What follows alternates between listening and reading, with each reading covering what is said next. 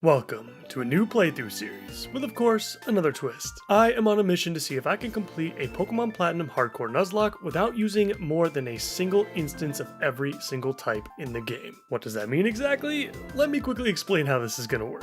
As of the Generation 4 games, the world of Pokémon features 17 different typings, with a ton of different combinations between them all, creating a plethora of truly diverse Pokémon. And while many of us are guilty of playing with only a few of our favorites at times, our selection of overall team members in this run will be virtually unique, and we're going to accomplish that by using this board of typings to determine what we can and can't encounter. If I pick Piplup, for example, I can no longer encounter another water type for the rest of the run. If I catch or evolve into a Pokémon with two types, both types will be removed from the board. Yes, that means once our little Piplup here fully evolves, Empoleon will remove the steel typing from the board as well. That also means if I accidentally catch another steel type before Prinplup evolves, Empoleon can no longer be used, and I'll be stuck with the awkward teenage version for the rest of the attempt. This board will be present at all times for the length of the series, so you'll always know which types of Pokemon we haven't caught yet. Hopefully that all makes sense. We are of course playing with the typical Hardcore Nuzlocke rules, and other than that, I hope you guys enjoy the series. Let's do this.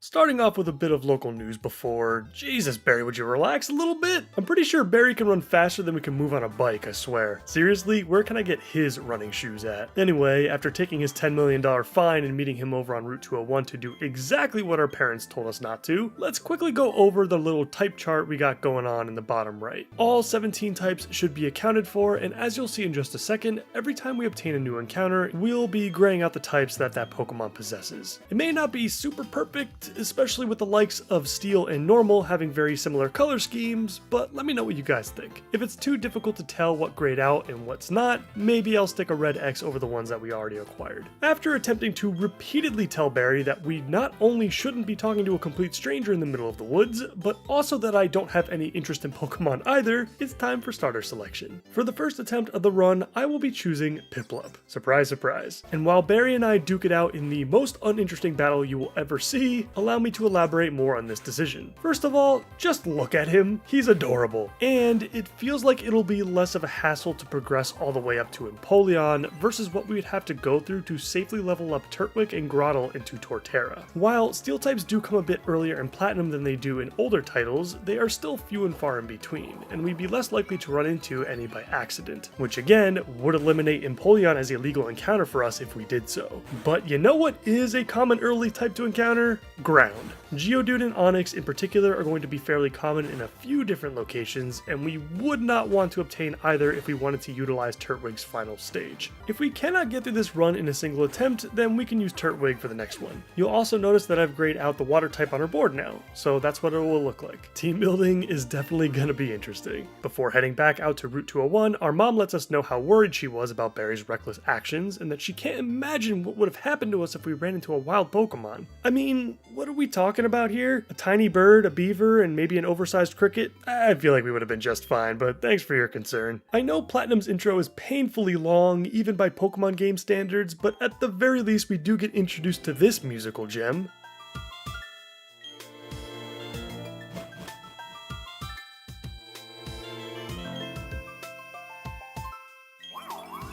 Route 216 slaps, but this actually might be my favorite track in the whole game, and we get exposed to it almost immediately. On our way to Sanjam Town, I took the time to level up our Piplup a bit to prepare us for the infamous youngster Tristan. Also, this will be the last time I refer to our little buddy as such, as for the first time ever in a Grumpy Gengar series, we will be doing nicknames. And I've got a nickname theme for this run that no one else has ever done before. Completely original, and I would not be shocked if anyone... No, it's Greek gods and goddesses. Nothing crazy or too complicated. A nice and easy first theme that I feel like no one can really object to much. Welcome to the team, Poseidon. The reason I really never got into nicknames for the channel is mainly because I'm not super creative when it comes to naming my Pokemon, and I really never have been, even when I was younger. I also felt like there were so many naming themes already out there, you know, from the thousands of runs that have already been posted to YouTube in the last 20 years, and I was worried that I'd come off as a bit, unoriginal, I guess. But now, many years later, I have somehow come to the incredibly simple conclusion of who cares? Just naming them at all is a nice bonus regardless, and maybe I'll grow even more attached to this little guy than I've ever been with any other Pokemon I've ever had. Could improve my focus and planning as well. Yeah, I'm not gonna lie, Mom, probably never coming back. Also, thank you for volunteering me to make up for Barry's impulsiveness. We're almost through the intro, guys, I swear. Things are going to pick up pretty quickly after our first few encounters, especially considering that I'm expecting there to be plenty of routes throughout this challenge where there won't be an encounter to receive at all. We're going to run through this typing chart here pretty quickly, I'd guess. And speaking of routes, overall exploration and planning is going to be more exciting now than ever before, and more important. You see, normally in a Nuzlocke, you enter a route and the only thing you ask yourself is, what are we going to get this time? But now when we enter a route, we are now confronted with several questions. Is there anything here we want? And if so, what are our chances of catching it? And if we don't catch it, are we going to be okay with whatever we encounter instead? Like I said, there's probably going to be some routes that we want to avoid entirely, so we're going to have to remember to use our repels and make sure that we pay close attention. Both encounter tables and rates are also going to be important, especially considering they change depending on the time of day as well. Is repel manipulation going to be a thing on some routes? There are just so many factors to this that make the team building process so much more interesting. And this Starly right here is a perfect example of what I'm talking about. We actually got a bit lucky here because I believe Starly is only a 40% chance versus the 60% chance to get a Bidoof at night. Again, an important factor. But catching this Starly will eliminate both normal and flying types from our pool of options. While that doesn't sound like much because it only removes 2 types from the board, it also removes, and I am dead serious when I say this, roughly half of the regional decks. Obtaining Aries here is great because Staraptor is a fantastic Pokemon, but it also means we can no longer encounter the following lines: Bidoof, Apom, Baneri, Happiny, Cleffa, Chatot, Hoot Hoot, Munchlax, Girafarig, Lickitung, Eevee, Swablu, Togepi, Porygon, Gyarados, Zubat, Beautifly, Combi, Drifloon, Wingull, and Mantike, even though those are illegal anyway with the presence of little Poseidon here, Gliscor, Yanmega, Tropius, and Scyther. All of that, plus their evolutions, were just removed from the available list after a single encounter. It's hard to work around this in the early game too, because we don't receive our first repel until Route 203. Or we have to wait to buy them in Orberg, I think. I'm almost positive you can't get them any sooner than that, but this is just an extreme example of what we're working with in this run. After a bit of training, and remembering that Aries learns Wing Attack at level freaking 9, Jesus, we may very well have the actual God of War on our side, we head over to Route 202 to finally start making some progress. In the process, we pick up our next encounter in Shinx with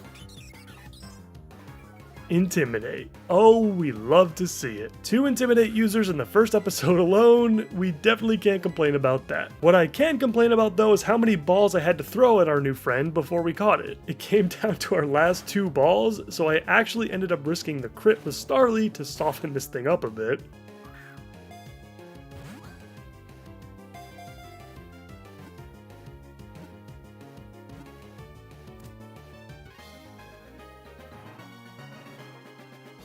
Welcome to the team, Zeus. And yes, I am fully aware I spelled it wrong after the fact. We'll just call him Zeus for the rest of the run. Gotta say, the squad is already looking pretty legit. Moving on, we get into some switch training on youngster Tristan. This is for Stunky, you monster.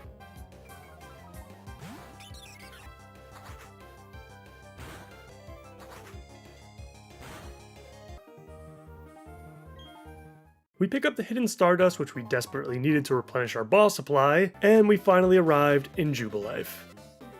Oh, please no. Hey Dawn, you think you can chat him up a bit while I go do literally anything else? I really need to get a cardboard cutout of both Lucas and Dawn for future Platinum runs, so I can just not deal with this. Not too much else to see here. We obliterate the 2 kids in the trainer school for a free potion, deliver Barry's package, pick up our balls, the Quick Claw, and of course our Poketch. Jubilife is a basic but pretty cool town that I wish had a little bit more content to explore. We always have the lottery within the TV station, I suppose. We are going to skip over Route 204 for now, as I don't think I want to obtain anything on that route for this attempt. And so we'll need to pick up repels in Orberg to make sure we don't end up with a Badoo, Wormpole, or something like that. Already played enough with those in recent runs. So let's get over to Route 203 and see what happens next. We meet up with Barry again with no surprises this time around. Having 2 Pokemon with Intimidate this early will do that, I suppose. Zeus had a stare down with Starly before finally deciding to put it out of its misery.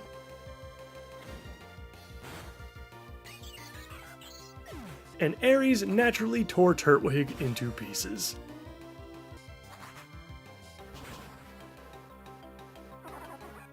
We only have 2 legal encounters on this route, being either Abra or Kricketot. I wouldn't mind a Kricketot actually, I've never honestly tried to use one before for the entire length of a playthrough, but that would mean we run the risk of running into Abra, which I'd rather not do. Abra encounters are always very finicky, but I guess I could allow myself to just reroll on a different psychic type on a different route if I ended up not catching it before it teleported away. In any case, we don't have much of a choice with the absence of repels, so we'll just have to risk it here. And we do make it through the few mandatory patches while we grind through every trainer available to us. Grinding on trainers is particularly important in the early game here, as there are not too many areas where we can actually grind without running into an encounter we don't want to receive. We'd be better off backtracking to Route 202 than risk picking up something we don't want. Although, I might want a Geodude from Orberg Gate/Mine if I'm being honest. It'll make the Mars and Jupiter fights super free, which is kinda sounding nice right now. I'm not sure if you can see it, but there's that repel I mentioned earlier. Not worth trying to get it now, but we'll have to remember to grab it on our way back. Orberg Gate was fairly uneventful. It's also worth noting that I'm going to try to avoid using an HM slave if at all possible, just to make the entire team truly unique. If we lose someone that we actually needed an HM for, then I'll just pick up Bidoof and move on. That does mean we'll have to use that Rock Smash HM on somebody. Zeus might be a decent option if I'm being honest. Spark and Bite are going to be all that we have to work with for quite a long time. We did run into a Zubat as our only wild encounter, but we already have our flying type, so moving right along to Orberg City. We'll focus on picking up our first badge for the moment, and then maybe we'll pick up the Geodude afterwards, and pray to Arceus we don't get Onix instead. As always, we get told by none other than another youngster that we are bad at the game before we heal up and head over to the mart to grab those repels. Okay, so I'm guessing once you get your first gym badge, then they'll become available. So much for waiting on our next encounter. It'll be pretty unlikely to traverse the mines without running into something. We pick up some items around town first, and this is one of my favorite parts about this city. These pickups are phenomenal for an early game town. High quality Pokeballs, a super potion, and a heart scale as well. Should be nice for Zeus when we hit Pastoria to relearn something like Fire Fang. As we head into the mines, we run into another encounter pretty quickly as expected, and thankfully it is in fact a Geodude. A female at that. Even though it is still called Geodude, I'm going to go with Athena. That's a strong name. As I mentioned earlier, Athena is going to be a fantastic asset to have for the early game, basically making both the Mars and Jupiter fights close to being free. Also, it's just nice to have a bulky Pokemon to switch into if things get hairy during a random trainer battle along the way.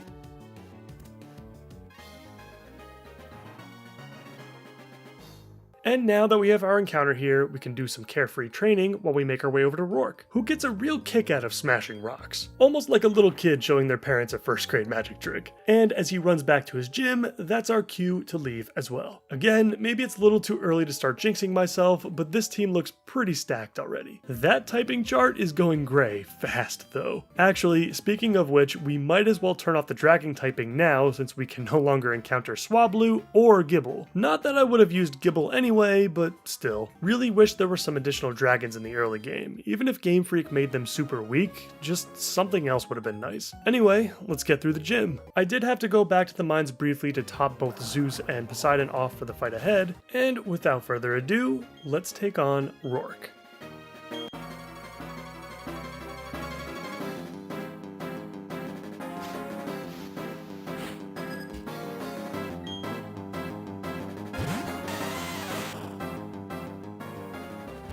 Gonna be a pretty simple sweep with Poseidon, at least that's what the plan is, but we'll have to see how much damage Bubble can deal to Cranidos.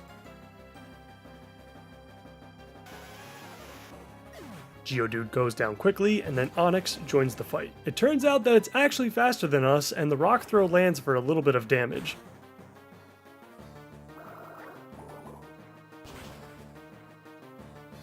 Luckily, Rourke opts for the potion on the next turn, which allows us to avoid taking even more damage going into his ace. Granados finally comes in, and on the first turn our Quick Claw procs as we go for another bubble. But it doesn't even appear to deal half? Uh-oh. The headbutt hits us for a ton of damage, and I don't think we can switch into anything else here without losing somebody. We have to take the risk here to get in some more damage.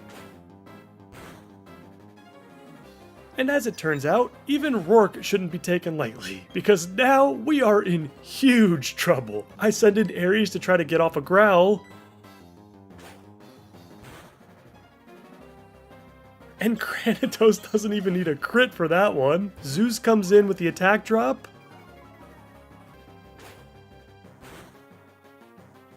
We get off a Leer, which in hindsight was dumb because I forgot that Granados isn't a ground type, so we could have definitely taken our shot with Spark there. I can only imagine that Rourke heard me talking smack about him in the mines, and you know what? I deserve this. Well played, Rourke. If I had just leveled up Athena to the cap, this would have been manageable. And you know what else? That's what I get for not picking Turtwig either. Karma at its finest. Well, I guess it's off to attempt number 2. At least we should be able to get back fairly quickly, although we could potentially have a brand new team as well. I'm picking Turtwig this time because I said I would, and because Turtwig will definitely and easily deal with Rourke without any issues, problems, nothing can possibly go wrong this time. So we name him Apollo. Gentle little guy. Powering through the intro again, we are back at Lake Verity for our first encounter. And it's not Ares this time. That does open the door for a ton of other flying types at least. Unfortunately, there are also a ton of other water types I'd rather have, so I don't think I'm gonna want to evolve this. At least I don't have any plans to, anyway.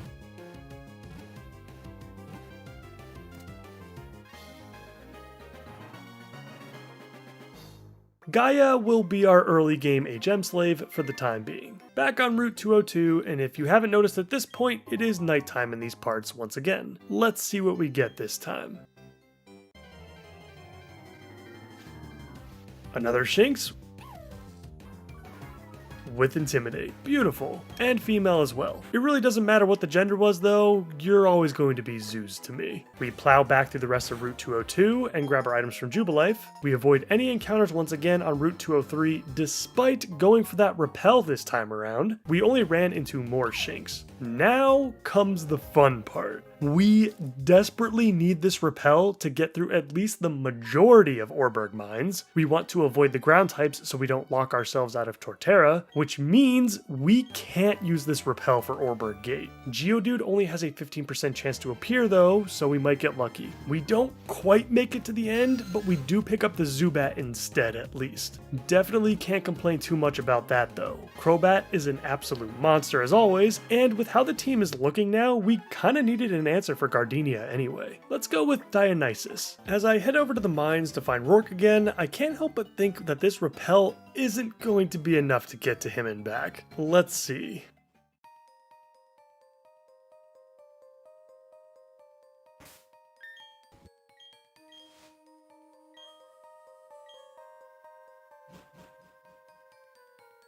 So far, so good.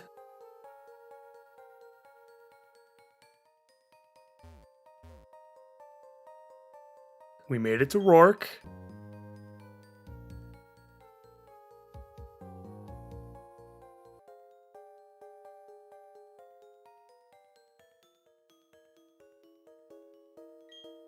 Yep, had a feeling we wouldn't make it all the way back. Come on. Zubat, Zubat, Zubat, please Zubat. Oh, thank God. Apollo, there's still hope for you yet. Just a little more. Yes! Alright, now let's get our revenge on Rourke and get this attempt going.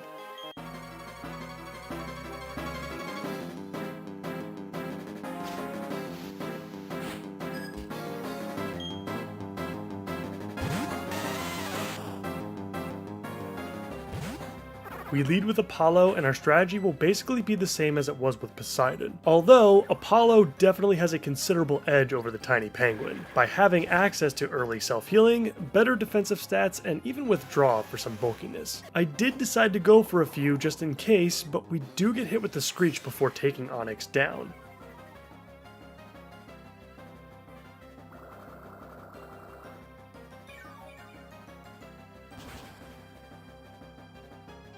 Man, being slower sucks.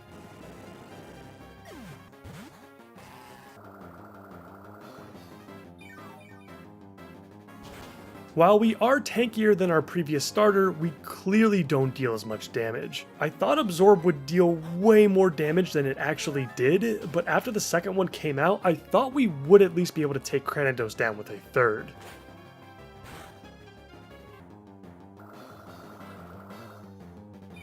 I didn't want to risk missing Razor Leaf, but it's not enough. And once again, we are sitting here having to avoid yet another crit. Come on, buddy. Apollo lives and Cranidos finally goes down. I have never struggled this much on Rourke before, ever. This has certainly been a humbling experience for me. Hopefully the run will become a little bit more manageable now that we can start evolving our team members.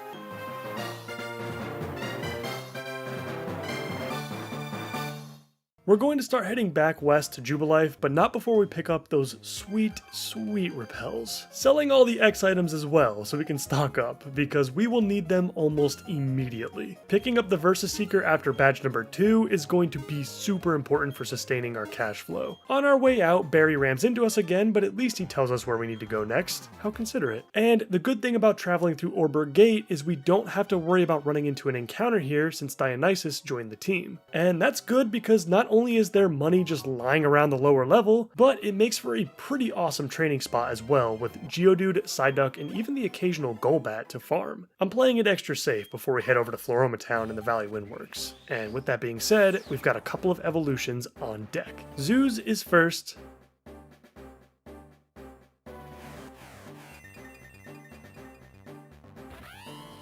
And then Apollo quickly follows suit.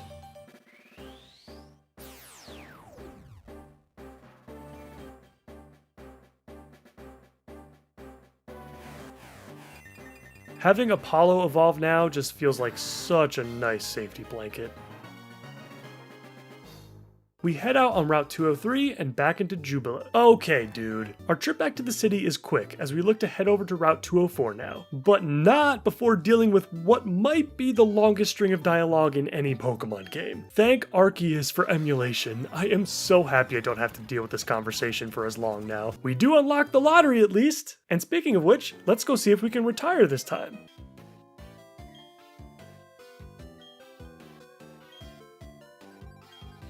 One day.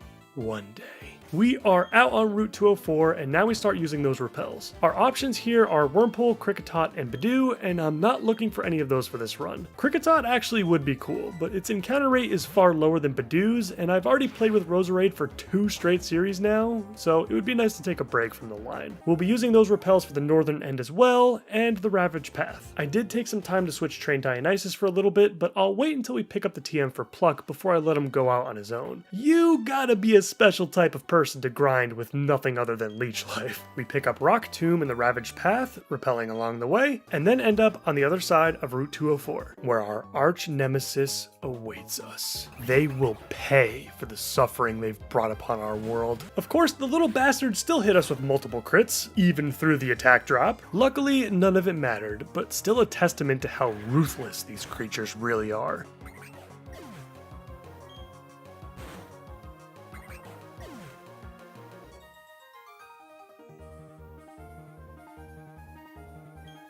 The sun has now completely set as we take some time to explore the beautiful Floroma Town. I guess no one really goes to sleep in this game. First order of business, as always, is to pick up the TM for Pluck from the little girl in the house located in the center of town. Oh, so stealing is cute, huh? Lady, I think your daughter may have a problem. Let's go grab our first berries next, and even though there are some decent ones to obtain early, mostly the chesto berries and sometimes the random berry you get from inside the shop, I don't normally start planting them until we get to Pastoria. The line of soil in the middle of town is just so convenient, and you actually have access to fly at that point. And that's kind of the issue with planting this early. Backtracking can be a bit painful. Some more repels while we're here. We teach Pluck to Dionysus, so he's got at least one usable move now, and we spend the time to train him up on Route 204 to prepare for the Valley Windworks. And it was at this moment that I completely forgot what I was actually doing in this challenge. So much for rappelling through the route. I'm actually just impressed we leveled Dionysus all the way up to level 17 before we actually encountered one. It's also worth mentioning now that I misspoke in the previous episode when I talked about the encounters we had available to us on Route 204. The only legitimate encounter on this route at this point is now Kricketot, and that is exactly what we will now receive. Not a big deal in this case though, as I did say I wanted to play with it anyway.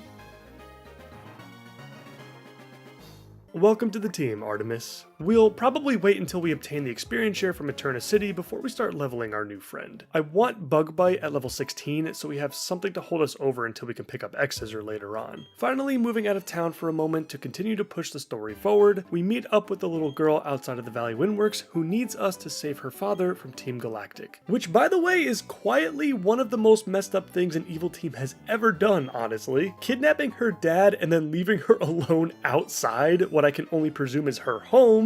Bastards. Although, while I attempted to teach these thugs a lesson by beating the crap out of the first grunt I saw, Dionysus kinda struggled a bit. I was thinking about using him against Mars, but after this sloppy performance, I'm not so sure now. I switched over to Zeus for the remaining grunts over in the meadow, and I picked up the works key along with some honey. I don't think the honey will be of any use to us in this run, as most of the possible tree encounters, if not all of them, are no longer legitimate. Crazy how many of them are either of the normal or bug variety. I guess that does make sense though. Moving on to the Windworks itself, Zeus toppled a few more grunts as we made our way over to the next big fight. Alright Mars, this is for Papa.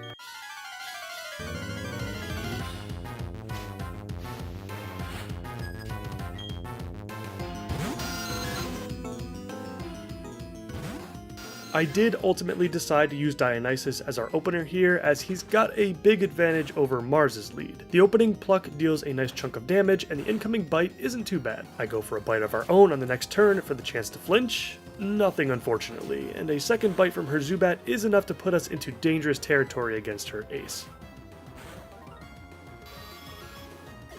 Perugly joins the battle, and now it's time for the feline showdown. Zeus's Intimidate should help here, unless we get crit, of course.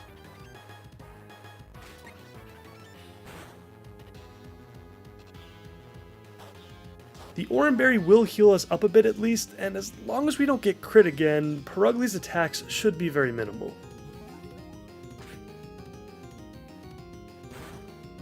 The Feint attack does very little as we go for our first Spark.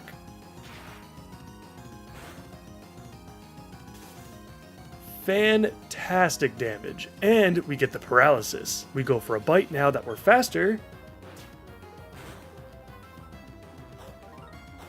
The Citrus Berry pops, but we do get the flinch. Another bite. And another flinch. Zeus is an absolute beast.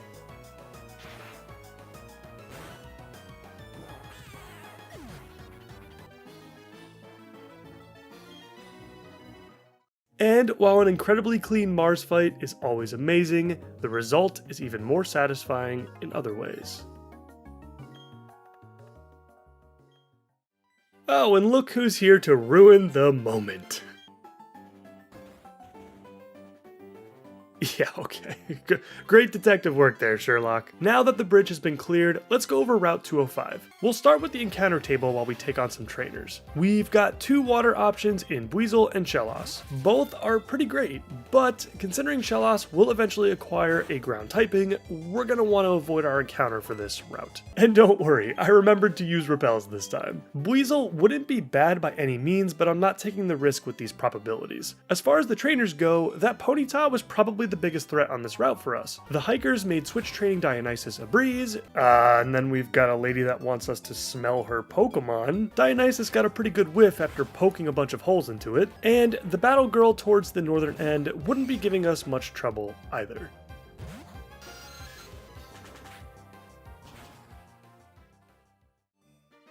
Ooh, look, a rappel!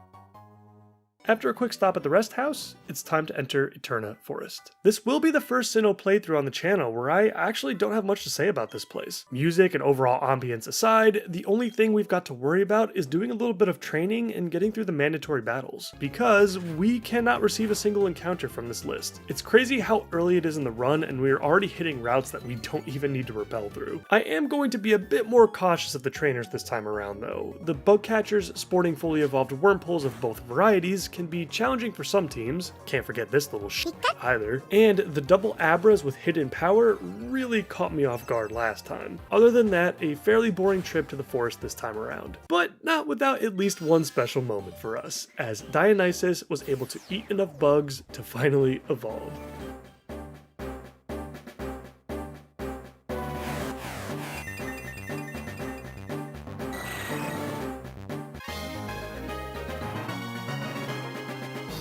Cheryl hands us the Soothe Bell, which Dionysus is very grateful for, and out of the forest we go. Route 205 isn't anything special, no encounters or anything else of note, although I'm just realizing now that these fishermen aren't actually fishing. You guys come here often to stare at yourself in the water?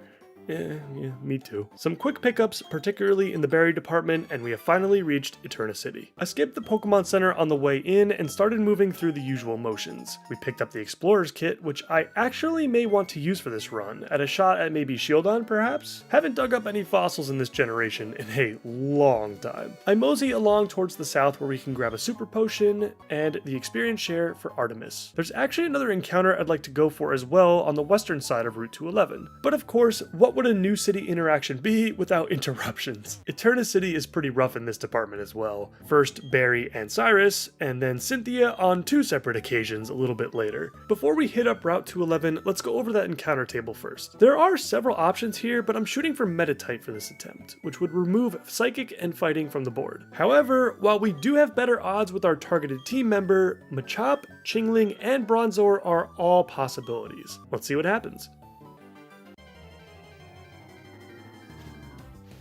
And of course, we get the rarest of them all, and probably the one I wanted the least, unfortunately. Not that Bronzor is a bad Pokemon by any means, I actually think it's fantastic. Excellent bulk with a type combination to back it up. Capable of dishing out some pretty decent damage as well. I've just already played with it in one of my recent playthroughs, so I was hoping for something else. Oh well, just the nature of the challenge. Welcome to the team, Hephaestus. You know, it just occurred to me that I think I could have prevented this from happening by just looking for Shieldon's fossil first in the underground. That is a thing you can do at this point in the game, right? I don't believe you need to reach any sort of checkpoint for fossils to start appearing down there, but I could be wrong. Like I said, it's been a hot minute. Anyway, a little bit more training before we head back into town, speak with Cynthia for the first time, and I totally forgot to pick up the Friendship Checker app from the Pokemon Center. Gonna want to track how much Dionysus likes me. Could you imagine if this app existed in real life? Having the ability to fully understand how much your pet loves or hates you? I'm gonna be doing this a lot in a little bit, but first, it's time to take on Gardenia in gym number 2. I took out all the trainers first and then went back out to level up Artemis as one of our backups for the fight ahead. Can't risk not having most of our team members leveled up and ready to go, as we saw what happens when we don't back in the previous attempt.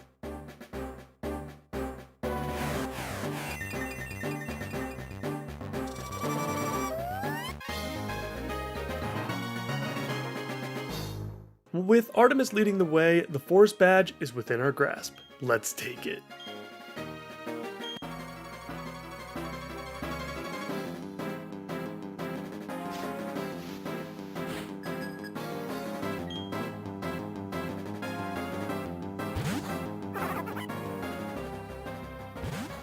It's Artemis versus Turtwig, and I'm thinking this Bug Bite is going to deal some pretty serious damage right out of the gate. Just barely not enough, as Gardenia sets up Reflect in response. I try to go for a few sings just to see if I can stall out a few reflect turns so we don't have to deal with that defensive boost on the next couple of Pokemon. But it was not meant to be, as Artemis would go on to miss 3 in a row. I was expecting maybe 1 or 2 misses, but damn, not 3. The Razor Leafs weren't too bad at least, and with the presence of our berry, we're still in a pretty good spot. I go back to using Bug Bites because I know Reflect will be down on the following turn. The berry pops, and we go for another. 1 down, 2 to go. Cherim comes in next, and Artemis continues her onslaught of Bug Bites.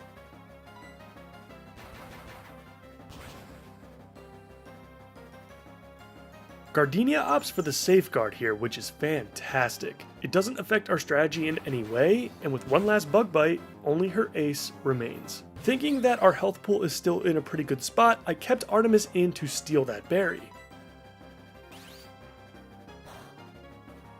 The Grass Knot does deal quite a bit, perhaps even enough possibly to have killed Artemis with a crit there, but thankfully we hold on and Roserade Citrus Berry is no more. Now is a good time to switch over to Dionysus to finish this thing off. There is just nothing Roserade can do here. Dionysus quad resists her 2 most powerful attacks, and I have a feeling this Pluck is going to finish things off once and for all.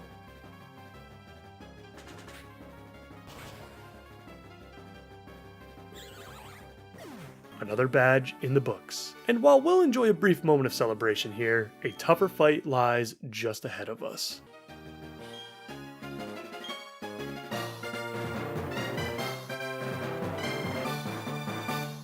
Before we move into Jupiter, I've updated the type chart real quick because I definitely messed up somewhere down the line and removed the ghost icon by accident, and now it should be up to date. Let's get over to the Team Galactic building. Heading in, there honestly may not be a worse NPC crossover in all of Pokemon.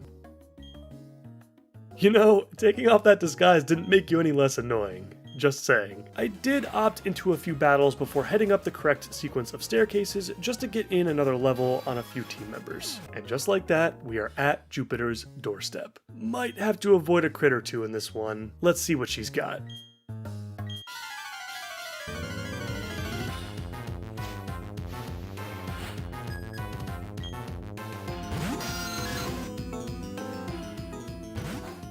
I lead with Dionysus because I know he can take out her Zubat with a couple of plucks. And when Skuntank does come in, we can regain any health we've lost from Zubat by munching on that citrus berry. What I was not anticipating was the crit from the incoming wing attack. Not a super big deal, but it does mean that we won't be healing back to full. Skuntank is out now, and we go for another pluck.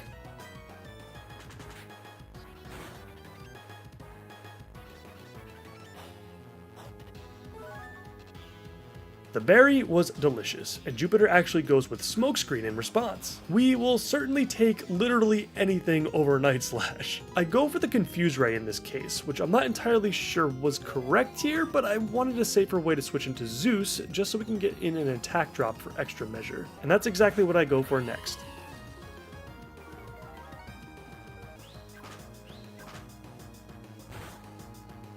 The Night Slash does come out now for a moderate amount of damage, but Zeus did what she was supposed to do. I send in Apollo next as he's the tankiest of the bunch and will definitely last the longest. Skuntank sends out the Poison Gas, which does make things a little bit awkward I guess, but I suppose it's better than Night Slash. We go for a return.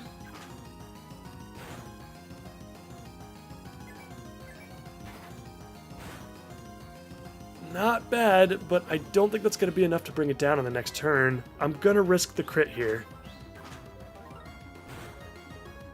And luckily, Apollo holds on. I wasn't entirely sure if Dionysus could finish this thing off with yet another pluck while its health bar was in the yellow, and that was my main reason for taking that risk here. I actually went for Artemis next instead to see what move we got on the switch, and surprisingly, it wasn't Night Slash. Let's finish this, Artemis.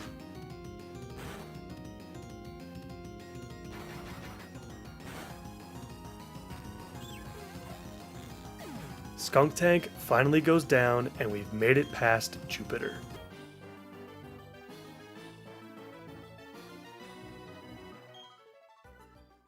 With the bike shop guy back at his post now, it's time to head back over there ourselves to receive our reward. We meet up with Cynthia for a second time, and can you just not do this to me, please? I don't want your stupid egg. Alright, I'm sorry, it's not stupid, I just can't even use it, and oh whatever, I'll be right back. Yeah, enjoy bouncing around while you can, egg. It's not gonna last. The bike is a great pickup here primarily for farming those friendship steps for Dionysus. Gonna want to evolve him as early as humanly possible. Egg, I want to thank you for all that you've done for us. We salute you. Alright, let's get that friendship grind going. And with the magical powers of editing, we're done.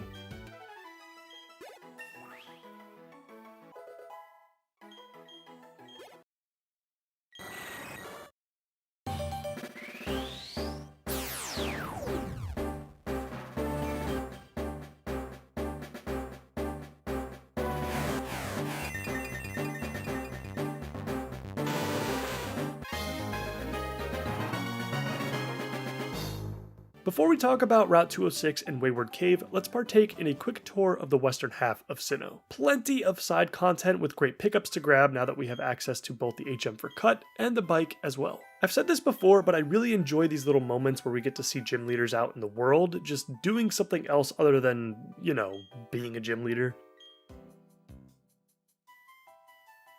First stop on our list is the Old Chateau, and thankfully we don't have to worry about rappelling through this place. Both Ghastly and Rotom are no longer in our pool of available encounters. Love all the items to grab in this place though. Rare candies are always a nice bonus, the Dread Plate can be super helpful against Fantina, and Substitute is a pretty busted move for certain Pokemon. Moving back out of the forest, we head south to grab even more items. The big tree is ironically appropriate for this time of year, and we've finally got a run going that can actually utilize the silver powder. Artemis is going to love this stuff. Heading even further down south, Route 204, and through Floroma Town, it would appear that flirting with strangers in the woods is on the agenda for today.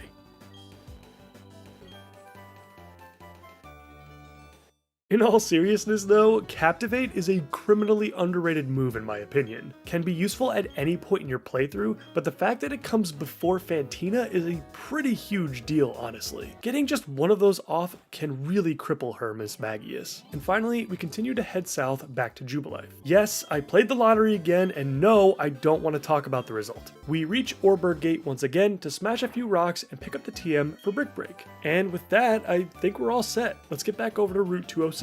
Another route to rappel through for sure, with our available encounter table including Machop, Geodude, and Ponyta. I've already got my desired fire type in mind for this run. It should actually be a guaranteed encounter by the time we get there. Let's see if you can guess who it is. Geodude is a big problem because it will lock us out of Apollo's evolution, and Machop would be perfectly fine, but with an 80% chance to run into something undesirable, we'll skip over this area for now. It's very possible that Machop does join the team at some point later in the run, though, if we can't manage to find another fighting type that we can actually use.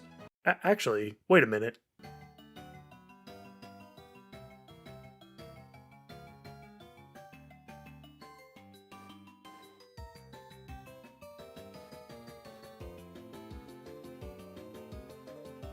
Ha! As it turns out, Machop is eventually going to be our fighting type for the run, as all other fighting types are no longer obtainable according to our type chart. I mean, I guess technically we could hatch the Riolu egg, but it wouldn't be able to evolve, so yeah, that's funny. Moving on to the hidden section of Wayward Cave to pick up those sweet items, we're gonna want to rappel through here as well, of course. It's safe to say that pretty much any cave we enter before Apollo evolves is going to be completely skipped as far as encounters go. Technically, we could obtain Gible as well down here, which is the only reason why I haven't grayed out the dragon typing yet on the board, but I think it would be cooler if Apollo evolved.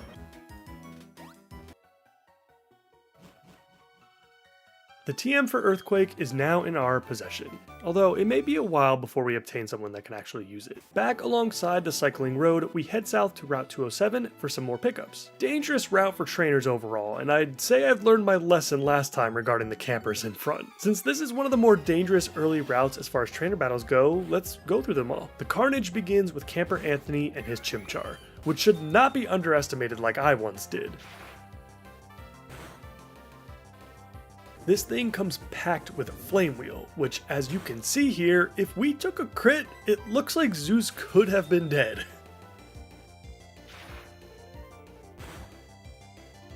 Picnicker Lauren is up next, and you already know why I have a problem with this one. Her literal spawn from hell is not something to be trifled with. The charm is absolutely obnoxious, so I switch into Artemis next to see what she can do. There is nothing charming about this creature. In a fit of uncontrolled rage, I have Artemis set up the Bide. Yeah, that's what this has come to, I guess. The second spark paralyzes us, because why not? But thankfully, Artemis is able to release our collective rage and put an end to this nightmare. Next, we've got the hikers on the route. Only thing to note is that all 3 Geodudes you run up against will have self-destruct, so please make sure you can remove all of them quickly. The 5% chance of missing a Razor Leaf did cross my mind here, but Apollo is more than capable of taking at least one self-destruct, at least compared to most of the others on the team. Youngster Austin's Buizel is nothing, might have Pursuit, but it's so weak at this stage that it's probably not much of a concern. Gligar, on the other hand, is a Fury Cutter user with pretty sizable bulk on the physical side. The absence of Ice-type attacks this early in the game makes this a little bit tougher.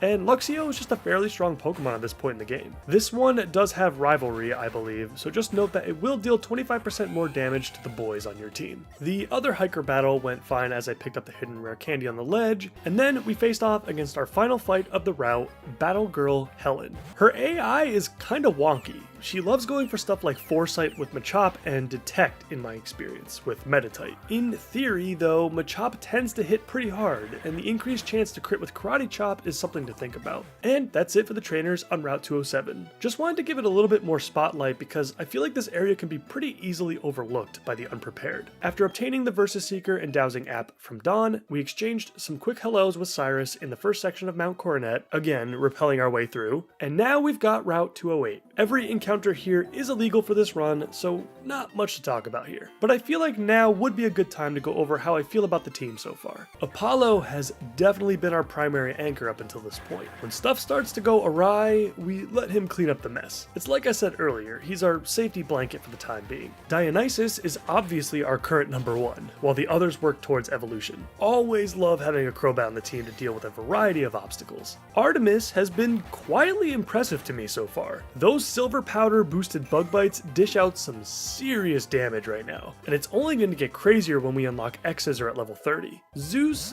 has been a little disappointing if I'm being honest. I love her, don't get me wrong, but she just takes so much damage. Probably the one that has had to avoid the most crits so far for sure. Gaia is just here for the ride, of course. And then we have Hephaestus, who hasn't been featured or talked about at all so far. Very quietly leveling up in the background for now, and that's really all you can expect from a Bronzor, unfortunately. Hephaestus won't be getting its hands dirty all that much until it evolves. Overall, not a bad team. I've enjoyed playing with these guys so far. Entering Hearthome City, we deal with yet another distraction. Luckily for our mom's friend here, that Baneri is not a legal encounter for us, so we let her take it back this time.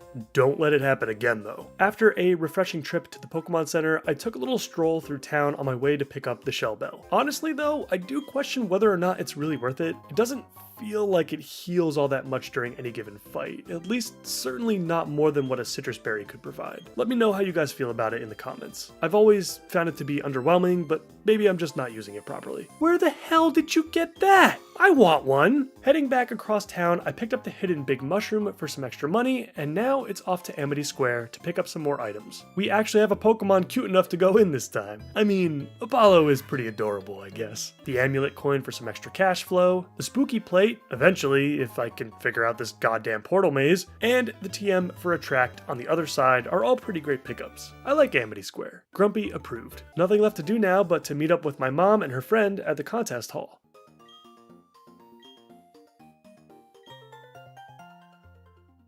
I mean, I was kind of hoping for money or something, but whatever. After a quick chat with our next obstacle, it's time to head over to the gym. Just a little bit more training on a few of the trainers inside, and just like that, we are ready for Fantina. Team's ready to go, and I've got a little something special for that Miss Magius. Let's do this.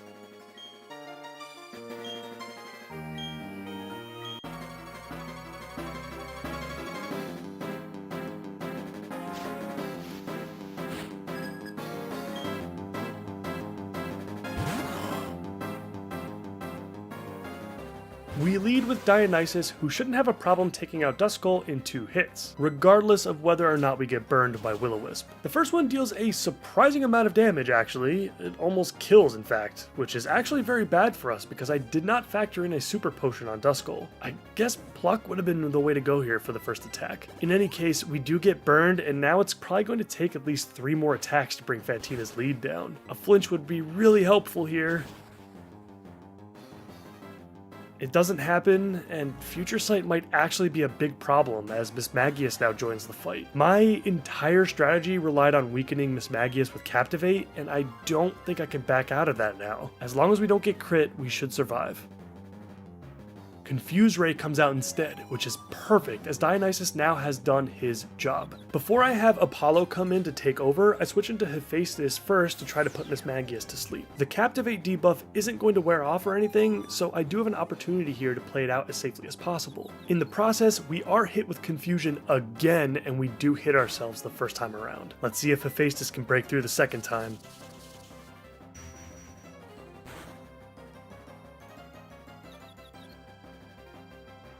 Success. Let's get Apollo in there to deal some damage. Since it will take 3 attacks to bring this thing down due to the Citrus Berry, I opt for Curse here, hoping that Mismagius will remain asleep. But unfortunately, it wakes up early, and the onslaught of Shadow Balls has begun. Again, without any crits, we should still be fine here. Let's go for the first bite. Another Confuse Ray. Now things are starting to get awkward again.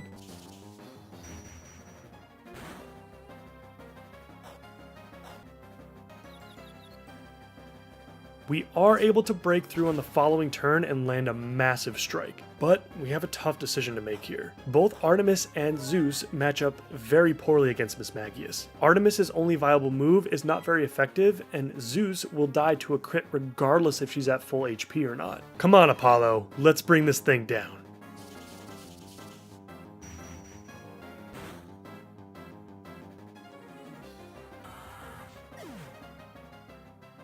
Despite the odds being in our favor, a critical strike ends the life of our beloved Apollo. I just can't catch a break with starter Pokemon in general for some reason. You're gonna be missed in more ways than one, buddy.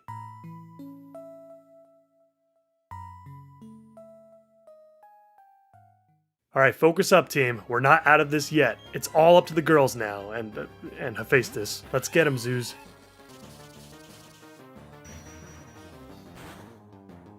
First Shadow Ball taken. The bite just barely doesn't kill, and Fantina goes for her second Super Potion. A crit of our own would be really nice here. Alright, I just have to avoid another crit. Confuse Ray comes out instead.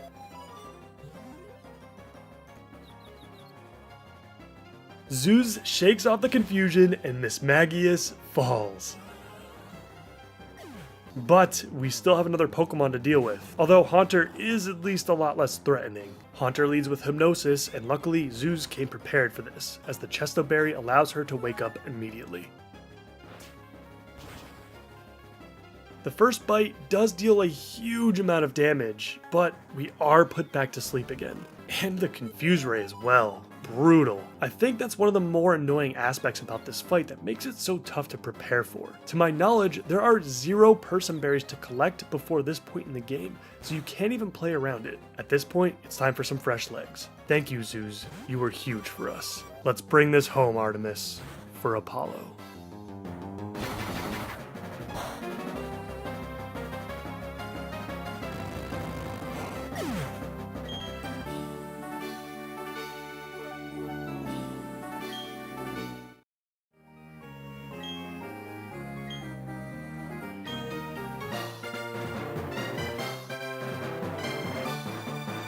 Before we move on to our next rival fight in Route 209, I've decided to go out and attempt to obtain Apollo's replacement sooner rather than later. With only 4 usable team members left and some challenging obstacles ahead of us as we look to move towards Veilstone City, I want to make sure we're well equipped. Dionysus is going to be the hard carry for now, at least for a little bit, until Zeus can evolve at level 30. We make our way back through Jubilife, both sections of Route 204, stopping in Floroma Town to grab another free berry, and we are now approaching our targeted encounter location, Route 205. We're targeting Shellos here specifically, but there is a 15% chance we get Buizel instead, so let's see if we can get what we're looking for.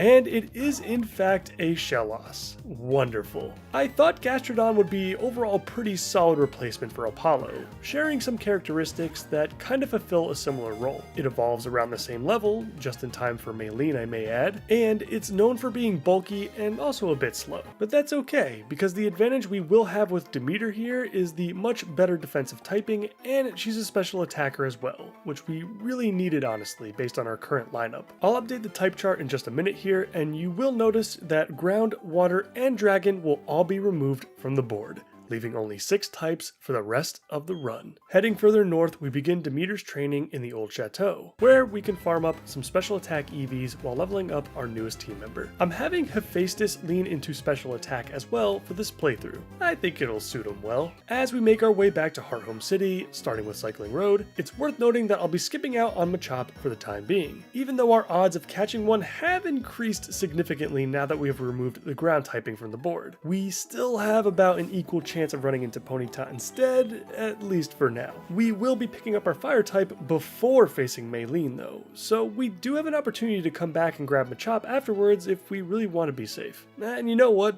Probably not a bad idea. After hiking over the mountains of Route 208, we give Hearthome a quick wave and then head out of the city's eastern entrance where Barry has been waiting very impatiently for our arrival. He's probably been here for quite some time now. Let's do this.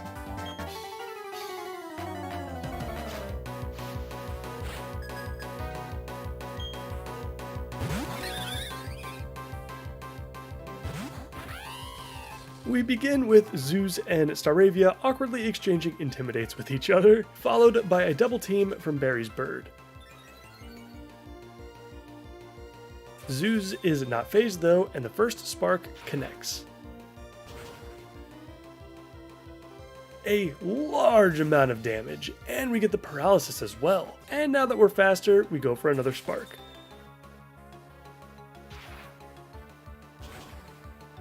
And as quickly as Staravia entered the battle, so too was its exit. Barry goes for Buizel next, which is odd to say the least, but Zeus seems to be quite happy about it.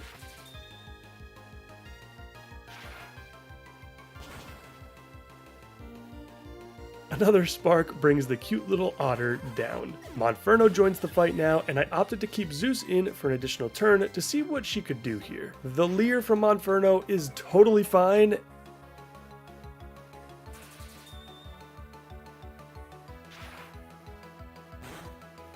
and our spark causes yet another paralysis. Fantastic work here, Zeus. Let's give you a well-deserved break while Dionysus cleans this up.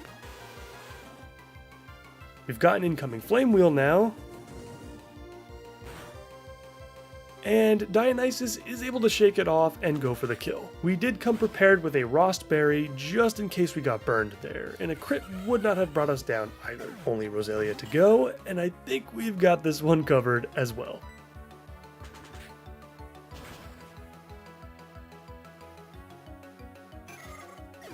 A very stress-free rival fight this time around. Certainly refreshing after what we went through against Fantina.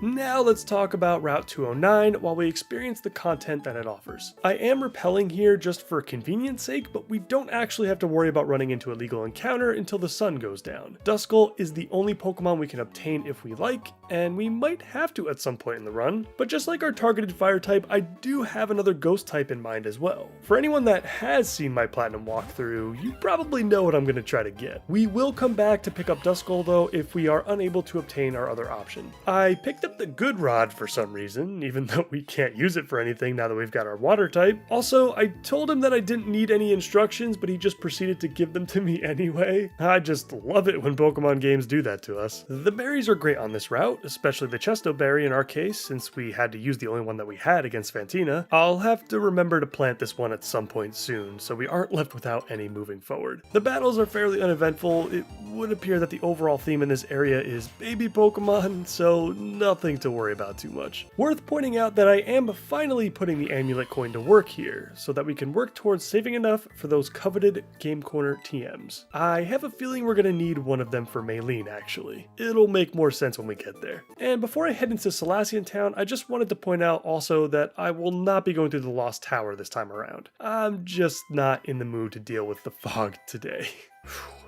It's a good thing they keep this thing caged up. I really hate to see what it'll do to this town if it escapes. Stay on high alert, guys. I completely skipped over the ruins in my last playthrough, but this time around, the items obtained in the final room can be a bit more useful for us now. The boost to psychic type attacks may be necessary at some point, and the nugget will aid in our quest to fuel our gambling addiction. Moving on to Route 210, Ponyta is all we got here, both as a legal encounter and like half of the trainers here use one as well. Starting to realize that going over different routes for their encounters at this point in our playthrough is becoming quite predictable. 17 types sounds like a lot, but geez, we went through the majority of them super quick. I guess Pokemon with a single type are even more important for variety than I would have even anticipated. It also just goes to show that the more desirable Pokemon are wielding 2 types most of the time. On the flip side, I do understand that there is a comfort of sorts in knowing what we have to work with for the rest of the run. The TM for Roost is a nice highlight for us, as Dionysus now has his own self-healing option, and I also decided to go for the toughest battle on the route while we were here. I typically avoid Ava and Matt most of the time. Ponyta is already a very hard-hitting Pokemon during the earlier stages of the game, and pairing it alongside its evolution in a double battle setting is a little bit concerning if you aren't able to take at least one of them out quickly. Demeter tried to set up a rain dance to reduce any incoming flame wheels, but the stomp prevented us from doing so. Ponyta was taken out fairly quickly, and luckily no crits to be seen as we look to finish off Rapidash. It's a good thing they decided to go with a split approach as opposed to just piling onto Demeter. One final combo from our side, and the last of the ponies on the route are taken care of.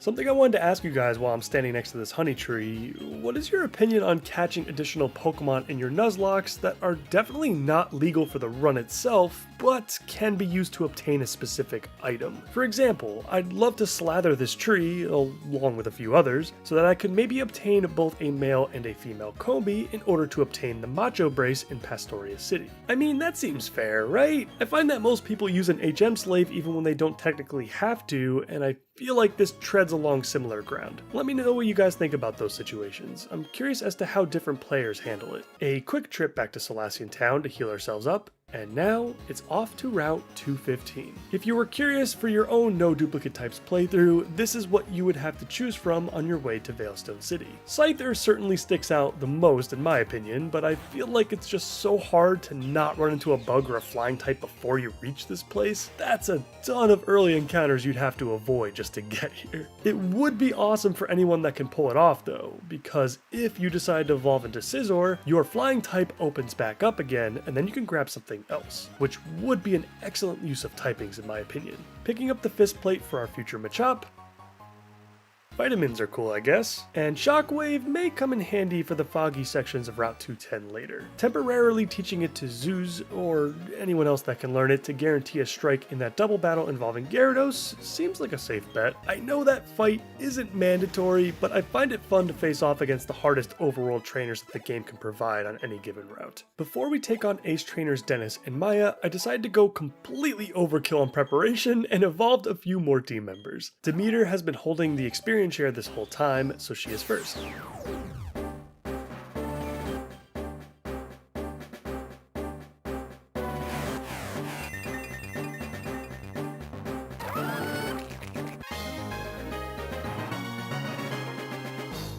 And after rebattling a couple of black belts a few times, Zeus has officially grown up before our very eyes.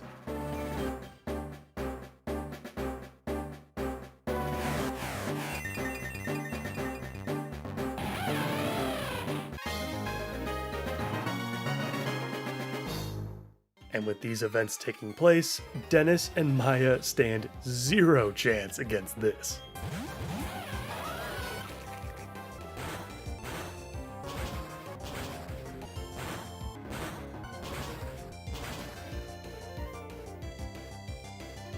Our final obstacle before we hit Veilstone was nothing more than an outlet to break in our new power.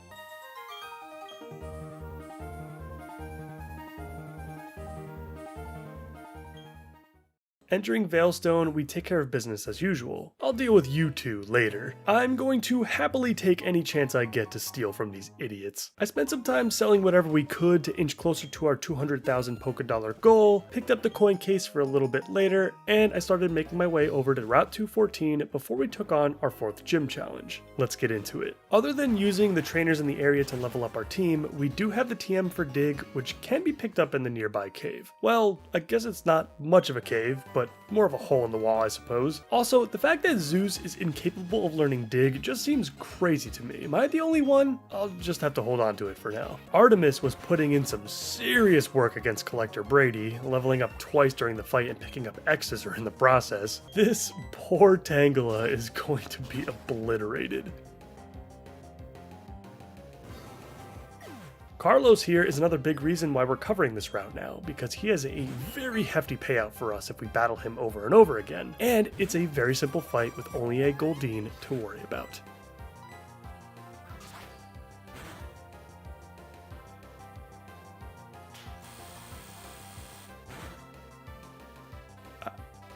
I'm sorry?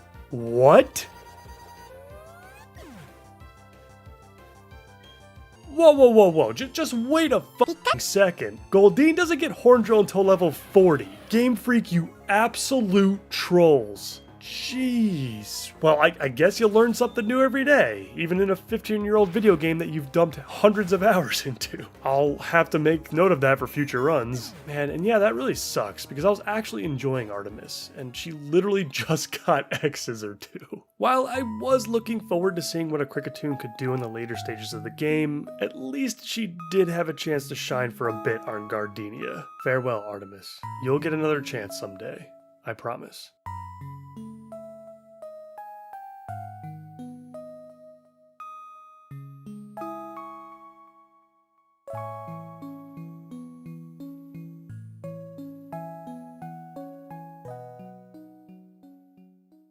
We moved Zeus to the head of the party so we can empty Carlos's pockets safely, but not before we pick up our next encounter. You noticed I didn't start the route with this table, huh? Well, in light of recent events, there's certainly no better time to pick up a new team member than right now. I hope you guys are as excited as I am, for our fire type of choice for the run will be Houndoom. Oh man, is this thing a beast. Possibly one of the best encounters you can receive in Platinum in general. As the Pokemon's theme suggests, I think we'll enjoy raining hell upon our opponents.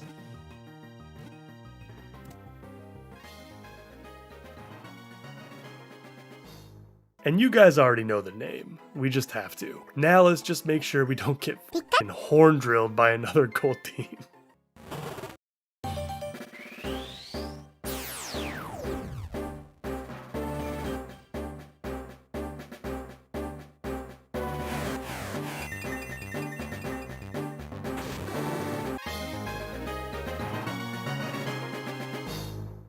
After a fairly long session of beating the crap out of Carlos, we now have the Game Corner funds to obtain, you probably already saw where this was going, the TM for Flamethrower.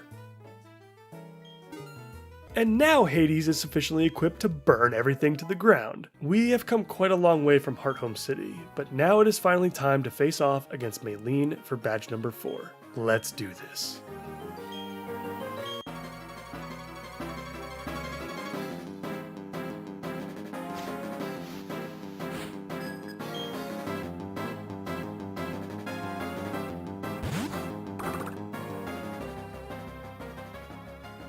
We open up with Dionysus, who is perfectly equipped to deal with Metatite. This pluck should hurt quite a lot. Machoke has entered the battlefield, and I'm fully expecting this to take at least 2 strikes, and we'll probably get the Rock Tomb in response. Or we could just get a crit and remain at full HP going into Lucario instead. Yeah, sure, why not? I had a completely separate strategy for Maylene's ace, because I was under the assumption we would be slower after Machoke's Rock Tomb. But I guess Dionysus is just gonna do this himself. Pluck appears to be a 3-hit KO, and Metal Claw's damage is not very threatening at the moment. The second Pluck lands.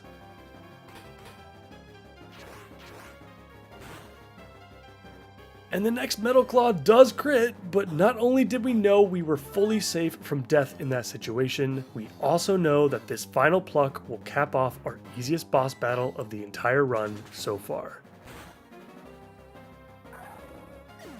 Definitely one of the easiest cobble badges I have ever earned.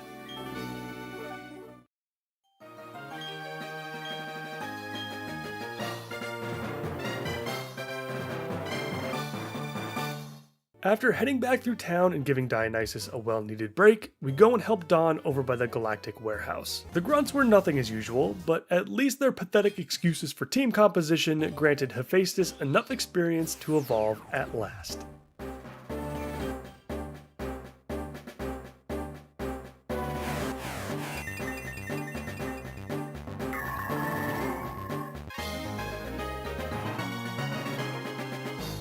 Amazing moment for the team as everyone is now fully evolved now. We're not even halfway through the series yet, and I feel like I've known these guys for so long already. I think the nicknames made a big difference.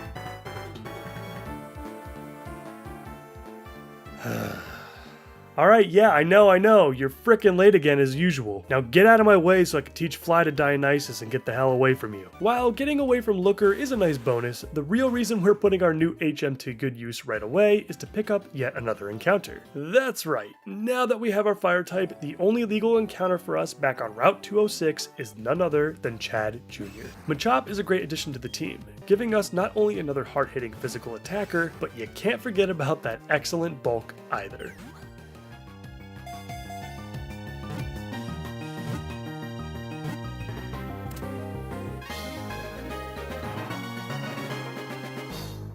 Welcome aboard, Hera. I'm going to box Hephaestus for the time being as we make our way over to Pastoria City. I still need Gaia's Rock Smash for Route 213, and I don't feel like teaching it to Hera right now. I've got a moveset in mind for her already. Took a nice little nighttime stroll down Route 214, forgetting that we actually managed to avoid Collector Douglas until now. Zeus takes issue with his evolutions and just goes on to clobber each one with ease. Moving on to the Valor Lakefront, we've got some familiar faces without too much to note. Giraffe Rig is pretty unique, but again, delaying your normal type until now would be very difficult. I forgo the double battles in the restaurant and just kind of hang around the exterior on this brisk winter night. I remember when I played Pearl version for the first time, I probably spent like a solid 10 minutes doing anything I could to get into this pool. I don't know why that was so interesting to me at the time. Man, the things you can do when you don't have responsibilities. Before we left the lakefront, we picked up the TM for Trick Room from the Clown, and I'm a little intrigued honestly. We've got some pretty decent targets for it with Demeter, Hera, and Hephaestus. The primary issue with Trick Room is that you can't really utilize any other setup alongside it without potentially putting yourself in an awkward position. Trick Room is your setup, and primarily operates alone, which is probably why it's not as useful outside of double battles. But I don't know.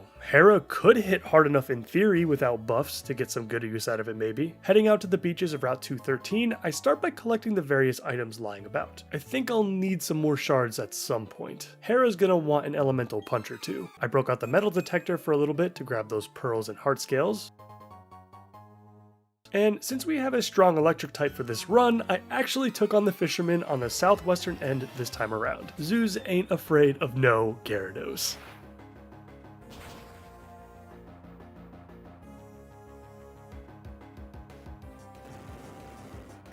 The TM for Aerial Ace is the reason why I brought Gaia along for this route, and a couple of Rost Berries later, we have arrived in Pastoria City.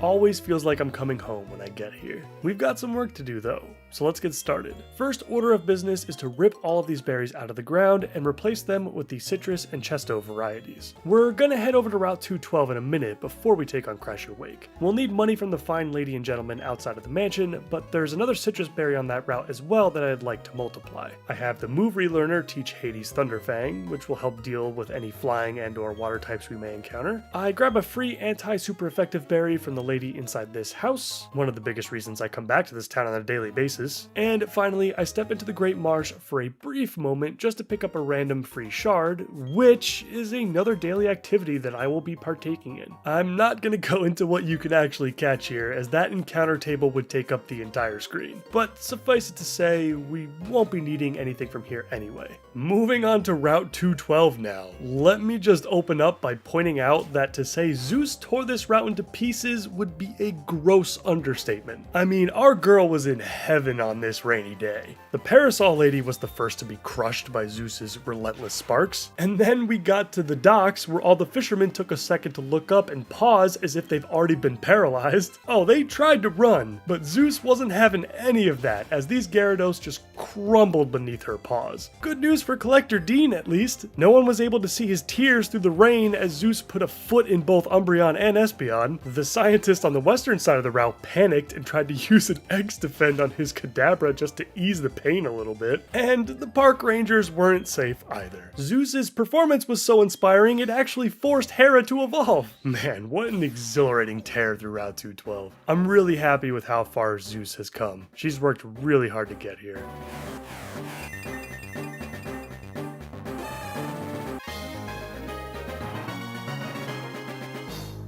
Now out of the rain and onto why we came here to begin with, I'll take that, thank you. And now we farm up enough cash to give Zeus a very well-deserved upgrade.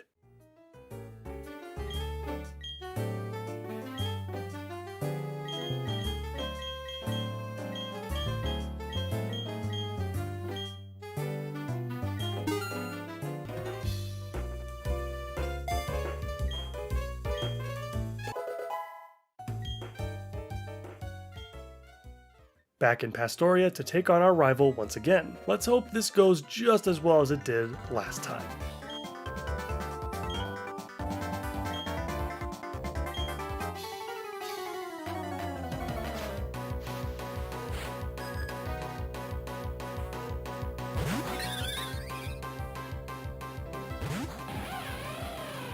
Naturally, Zeus opens up the fight against Barry's bird, but this time the incoming Intimidate will actually mean nothing, as Zeus's new weapon is put to good use right away.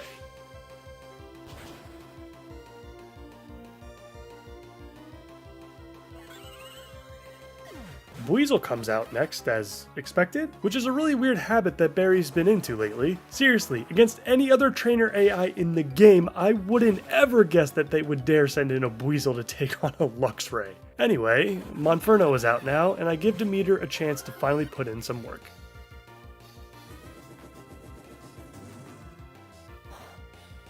The incoming Flame Wheel does nothing as we go for a Water Pulse.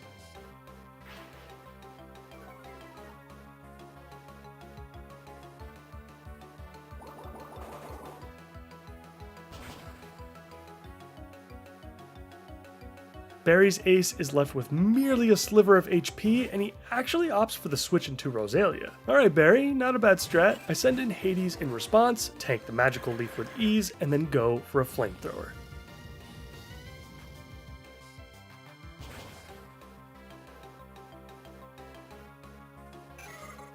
Monferno is all that remains, and I decided to keep in Hades to finish this off, completely forgetting that Mach Punch exists. Come on, Grumpy, you gotta stop and think about this a little bit. Thank Arceus that nothing happened here, but I think that was a pretty good indication that I'm getting just a little bit tired today. Barry is defeated once again, at least. We'll have to do just a little bit more training now before we head into the ring to face off against Crasher Wake. I took care of most of the grinding in between episodes, so we'd be ready for Crasher Wake right away. And while carving our path through the gym trainers, Hera transforms into her ultimate form.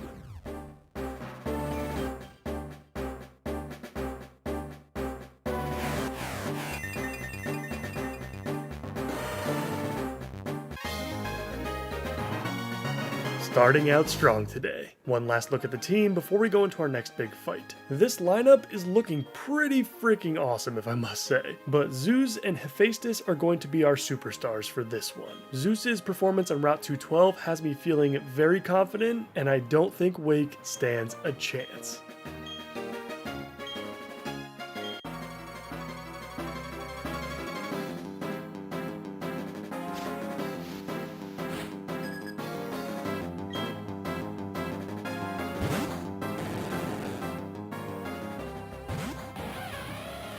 We lead with our girl Zeus, and while I give Wake Gyarados some credit for standing his ground, unlike the others, he's just simply not going to be dealing with this.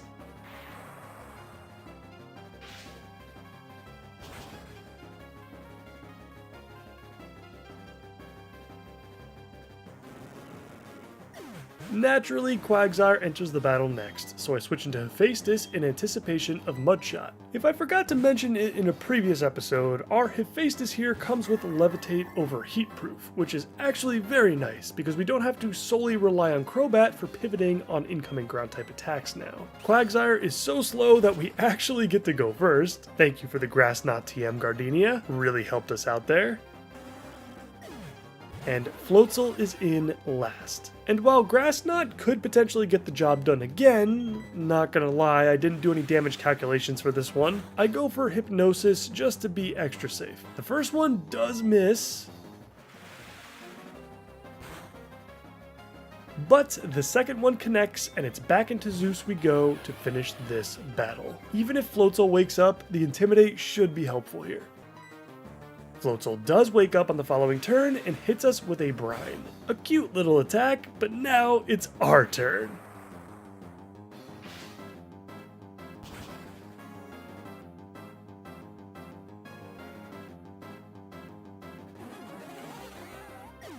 Floatzel collapses beneath our thunderous strike, and we are awarded with the 5th badge of the run.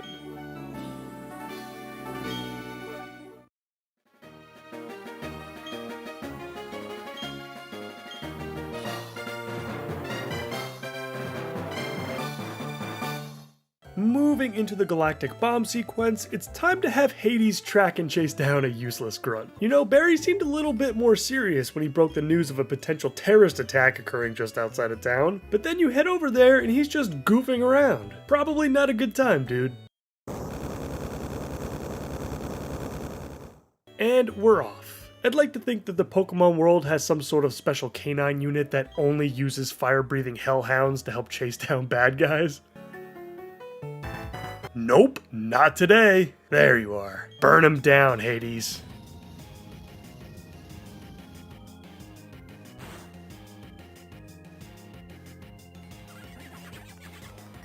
Every time Barry walks up and asks if Cynthia is my sister, I'm never sure if I should feel offended or flattered. I do have blonde hair in real life, so I suppose it's not a bad assumption in my case. Let's head over to Celestic Town. While we clear out the Psyduck in our way, let's quickly go over the type chart in its current state. Only 3 types remain on the board: Ghost, Ice, and Rock. Ice and Ghost are still up in the air. It totally depends on what we receive on Route 216 when we get there. But as for Rock, our only options we have to choose from are Cranidos and Bonsly. Rampardos would certainly be a more offensive option, but also much more vulnerable and possibly more difficult to use as a result. On the other end, Sudowoodo can take hits better and has an interesting gimmick or two, but in the end, it's just another basic Rock type. Both Pokemon would be nice to have against Cyrus though, especially in the later fights. I am happy with the way the team is currently constructed now though, so I think I'll wait on obtaining our Rock type. As for the foggier section of Route 210, the only new encounter added to this area is Swablu, which is only one of 2 Pokemon you can get to utilize the dragon typing on the board once it evolves. Unfortunately, Swablu itself is a normal type, which means you'll have to avoid both normal and flying types until you defeat Crasher Wake to pick this up. Not worth it in my opinion. I decided to keep Gaia in the box before we came here, just in case we needed to be at full strength against some of the tougher trainers here. And speaking of which, we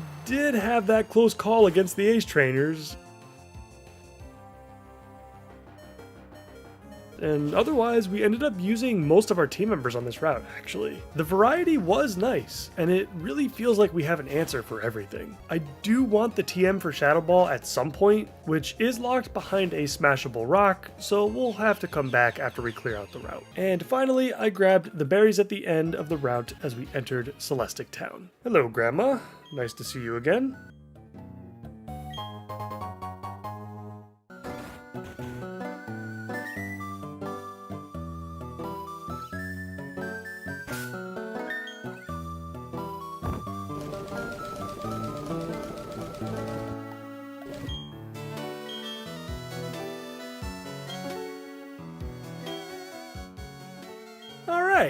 let's go deal with Cyrus now. Should be a pretty simple fight this time around, although his Murkrow does have Drill Peck, so let's make note of that. Show us what you got, Cyrus.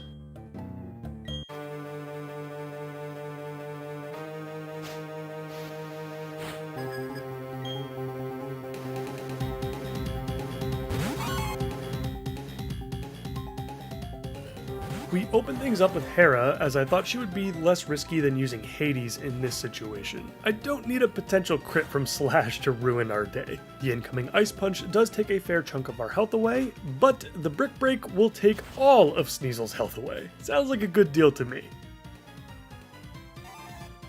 Golbat comes out next, and since I'm expecting the Air Cutter, I switch into Zeus to take it from here.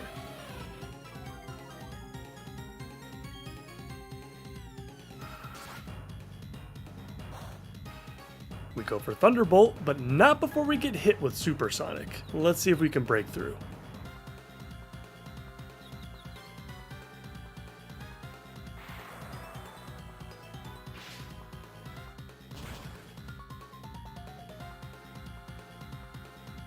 Golbat falls and only Murkrow remains. We just have to avoid hitting ourselves in confusion.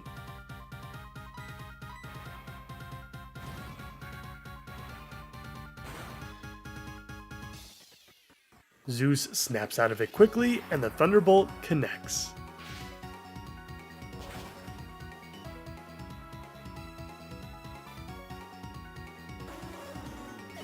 And the first Cyrus fight is complete.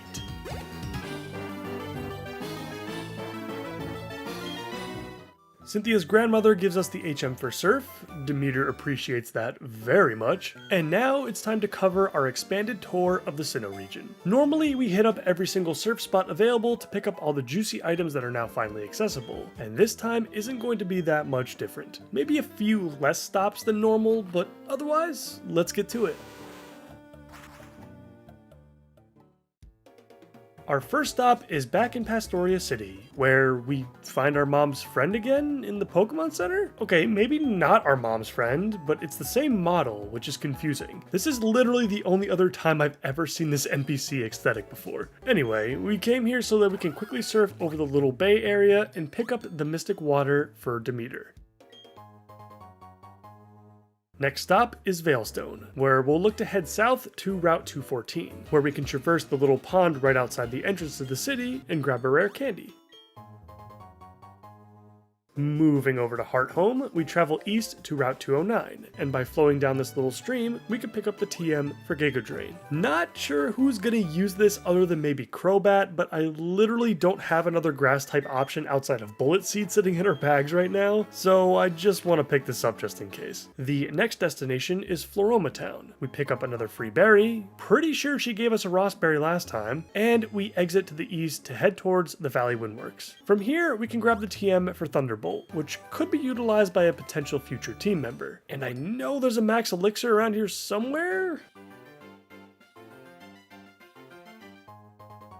Ah, there we go. And now Demeter takes us upstream as we head towards Floroma Meadow and the Fuego Ironworks. The meadow is chock full of items as always. Hidden PP up, Miracle Seed, rare candy, etc. And now we've got the Ironworks. Definitely worth bringing up the encounter table for this one for anyone that is doing the run themselves. We've got a Magnemite, Magmar, and Gastrodon are all pretty neat highlights. Magnemite in particular would be a very popular and reasonable option as well. As long as you can avoid Shinx on Route 202, it's fairly easy to avoid other electric and steel types before you get here. Inside the Ironworks, we've got Spinny, Spinny, Spinny, Spinny, Spinny, Spinny. The hidden star piece in this barrel is actually something I didn't know about until now. Or I just forgot, I guess. Very helpful as we reach Mr. Fuego himself and cash in all the pieces we've collected so far. This should give us enough shards to give Hera a new move to play around with. Speaking of new moves, let's go pick up a couple of them right now. I headed over to Veilstone City first to hit up the game corner because I completely forgot that Ice Beam was a thing. Demeter has probably just been sitting here this whole time like, what the hell, man? Which makes me feel like an ass because honestly, I haven't utilized Demeter all that much so far. I haven't had to. The other team members have just been so dominant. I think she'll get her chance soon enough though. Next, we head back to Pastoria for the second time this trip and travel out of the western side to Route 212. Over at the Move Tutor's house, we can finally give Hera another solid coverage option in Ice Punch. Whenever there's a fire slash ice slash electric option to choose from, like with the elemental punches or fangs, I feel like ice is almost always the correct option, at least most of the time. Ice Punch allows us to cover grass, flying, dragon, and ground, whereas the only real benefit you get from something like Thunder Punch is the ability to hit water types. Not a bad thing by any means, I just prefer to have the option to hit all of those other types instead. Our final stop before we head over to Candelave City are the water routes to the south. A very uneventful trip for the most part. Zeus had a good time at least. On Route 223 we picked up some berries and the TM for X-Scissor. Rest in peace, Artemis. Zeus had some more fun with Ace Trainer Jake, one of the more dangerous random trainers with his Staraptor and Girafarig, and I did try to fulfill Focus Sash Man's level requirements for a little bit, but after resetting several times, I wasn't really getting anywhere. It's just nice to have a Focus Sash on you at all times in case you need it for something, but in this case, we'll just have to remember to come back later if we do need it. And that concludes another classic surf tour of Sinnoh. Let's get over to Candelave. As we enter Route 218, we pick up a rare candy in the northeastern corner, and Zeus is here doing Zeus things. What can I say? Gyarados is her favorite meal. As for the encounter table, let me tell you guys something. We've got two of the best Pokemon you can possibly obtain in all of Platinum. I mean, you guys are going to want to avoid all other normal, flying, and psychic types to make room for either Chatot or Mr. Mime, which are obviously everyone's favorite Pokemon. Difficult decision, as you can only really choose one of them as well. Man, it's a shame we can't catch either one of them this run. Oh well, we must press on. Hi, it's me again. Still don't know what the hell to do with this thing, but thank you. After a quick heal, it's time for another rival fight. He's definitely gotten a lot better this time, so let's see how the team holds up.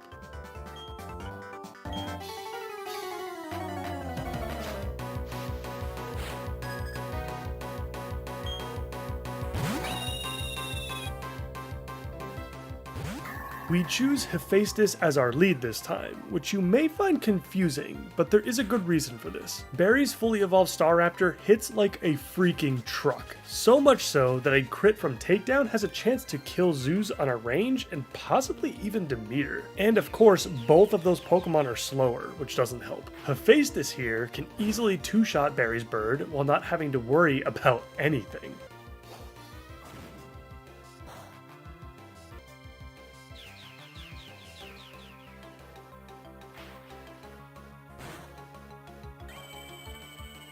Staraptor goes down, and Infernape joins the fight. I was originally going to switch into Demeter for this, but I think that actually could potentially put her at risk with a Brick Break follow-up. And I mean, come on, Hephaestus can easily take at least one Flame Wheel, right?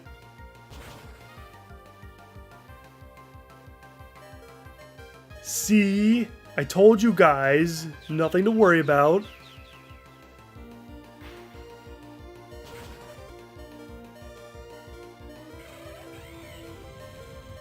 Heracross enters the battle, and this attack could really be anything. Dionysus should be able to handle it though.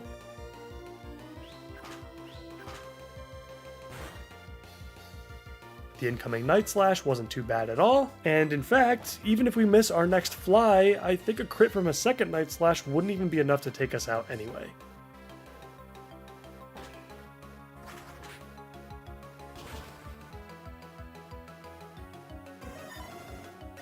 Floatzel joins the party, and so we switch into Zeus.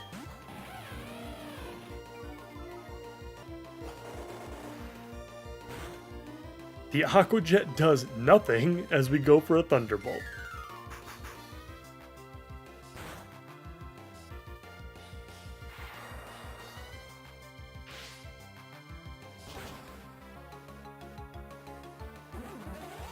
The party is already over at Floatzel's house, and now we only have Roserade to deal with. You're up, Hades. Roserade plants some seeds, but it shouldn't matter all that much. Let's finish this, buddy.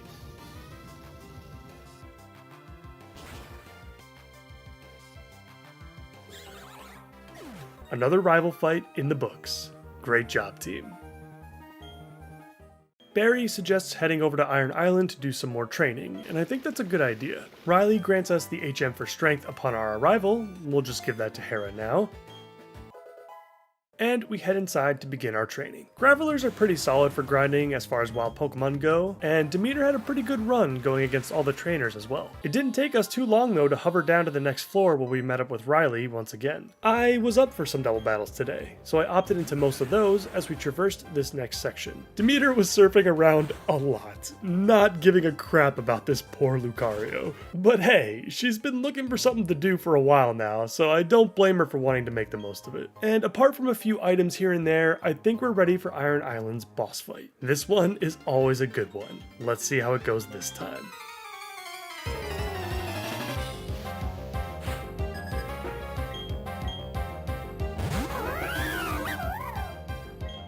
I went with Hera as our lead for this one, setting up a fairly neutral battlefield minus the Lopunny. The Lopunny is honestly one of the bigger threats anyway, as it is sporting Jump Kick, which Lucario is not a fan of for some reason. The anthropomorphic bunny strikes first, but decides to hit Hera instead, which I am totally on board for. Hera can actually take hits well, and I want this Lucario to live for once. Speaking of which, Riley's companion goes for Lopunny's throat right away, and lands a massive blow.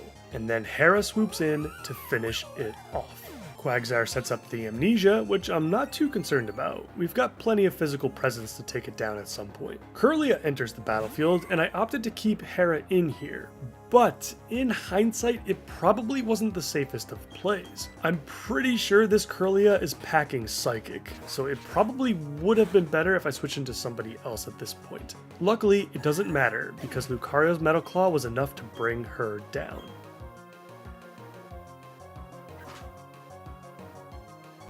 Our Brick Break hits Quagsire for a large chunk, and then it responds with a Mud Bomb, removing half of Lucario's health. Medicham now joins the fight, and it's gonna kill Lucario this turn, guaranteed, because Hera is not going to be able to attack before it. Quagsire is removed at least, which will put us in an okay spot once we transition over to the 1v2.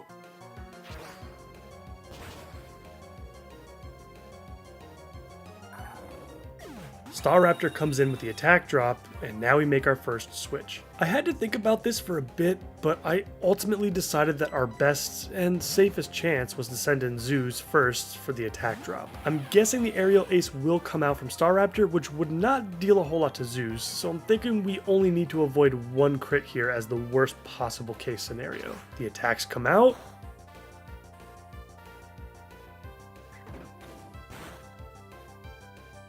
and we are looking good. Dionysus is the next logical step here now that the attack drop is in. We resist Medicham's attacks and will be faster than both opponents on the following turn. The incoming attacks were taken well once again, and now Dionysus sets up the fly.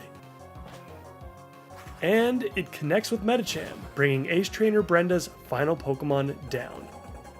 And we've managed to even the playing field once again. And we didn't have to worry about avoiding a crit from Staraptor either, as the takedown missed. Time to bring in the cleaning crew to bring this one home. Hephaestus is the perfect response to Ace Trainer Jonah's remaining Pokemon.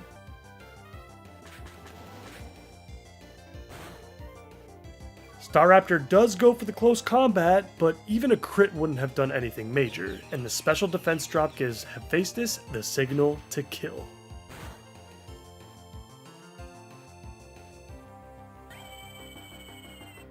Hippopotas is all that remains, and since it can't use any of its ground type attacks, it's probably going to be stuck with nothing other than takedown. Not that it mattered though, because Hephaestus clearly wanted to put an end to this battle in a hurry. Well done, guys.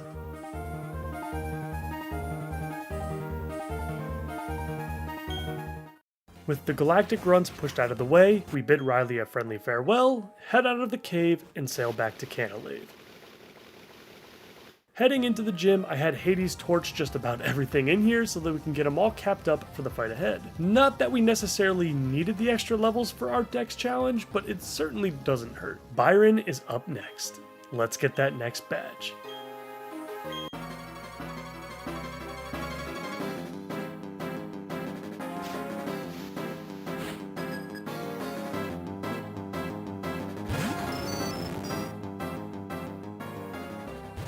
Hades is leading the way for this one. Let's see if this flamethrower turns Magneton into a pile of ash.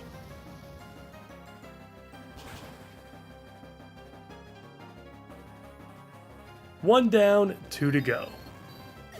Steelix is in next, and we switch into Dionysus in anticipation of Earthquake. The pivot works beautifully as we move into Demeter to take the following attack.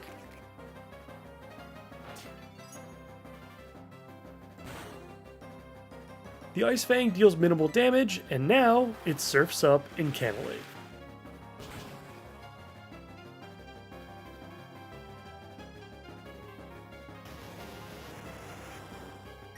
And as Steelix drowns in Demeter's wake, Byron's ace joins the fight. Bastiodon's Metal Burst does absolutely nothing on our next switch, and Hera proceeds to crack all 4 of her knuckles in preparation for what might go down as the nastiest brick break of all time. Byron is finished, and badge number 6 has been added to our collection.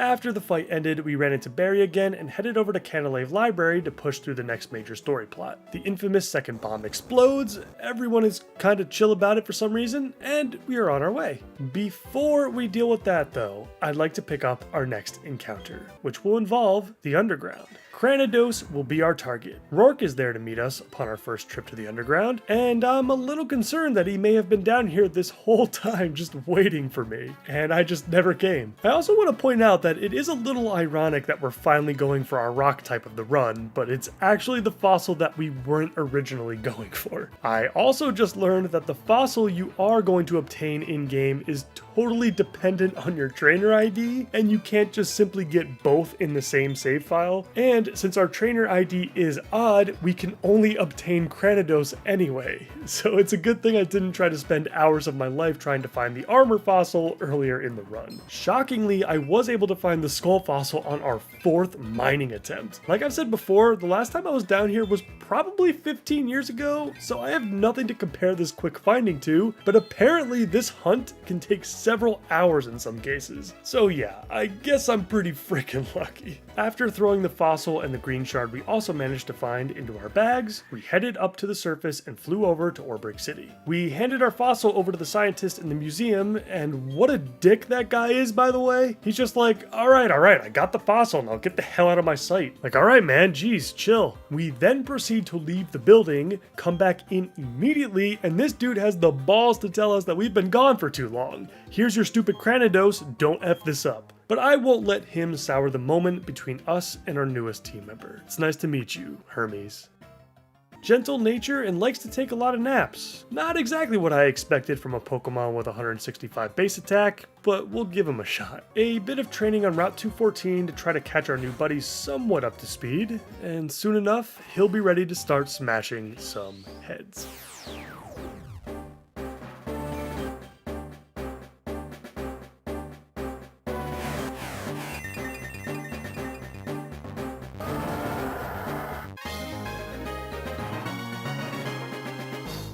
The Team Galactic section coming up can be a bit long and fairly uninteresting, I suppose, so let's liven it up a little bit with a quick team review while we showcase just how far everyone has come. Zeus has easily become my personal favorite of the group. She has stepped up in every way she needed to since Apollo left us. She is the de facto leader of our family, and even though you could argue she's not our strongest, as far as I'm concerned, Zeus is still our ace. Hades has been excellent, but it has been expected excellence. He's all business, and very calculated as well. No surprises, no fluff, no great comebacks or growth in his personality or his craft. Hades just shows up and gives us exactly what we ask for. No more, no less. I feel like I don't really know who Demeter really is just yet. She's been around for a while, but mostly in the background observing the others. Very chill, but I'd say she's one of the ones I'm least connected to if I'm being honest. Dionysus is quite the opposite on the other hand. He's always looking for more challenges, and is not shy about it in the slightest. Very similar to Hades in his calculated approach, the boys on the team just seem to be all like that. Dionysus has been a symbol of consistency this whole run, and he's one of our oldest friends. Hera obviously brings the muscle, but she's also the party animal of the bunch if I had to pick one. Loves to smash things in bursts of pure elation, even when it's completely unnecessary. I think her personality and battle style complement the others well. Hephaestus isn't here with us at the moment, but it has been super helpful for us. Our new security blanket of sorts after Apollo went down. One of the more offensive Bronzongs I've ever seen throughout my other journeys, and I'm looking forward to seeing more. And now we have our newest team member in Hermes. Haven't gotten a good grasp on him just yet. Will he be like the other boys on the team, or will he go in a completely different direction? We'll find out soon enough.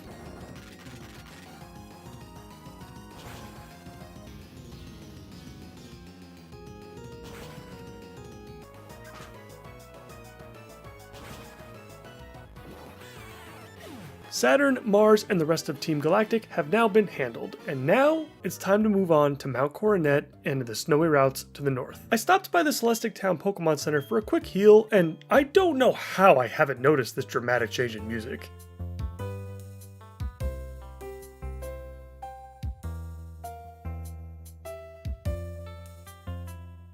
I know there are versions for both day and night on many of the Diamond, Pearl, and Platinum tracks, but the Pokemon Center theme is so much more noticeable than many of the others. I like it. I also think I tend to enjoy the night versions more in general across the board. Which one do you guys prefer?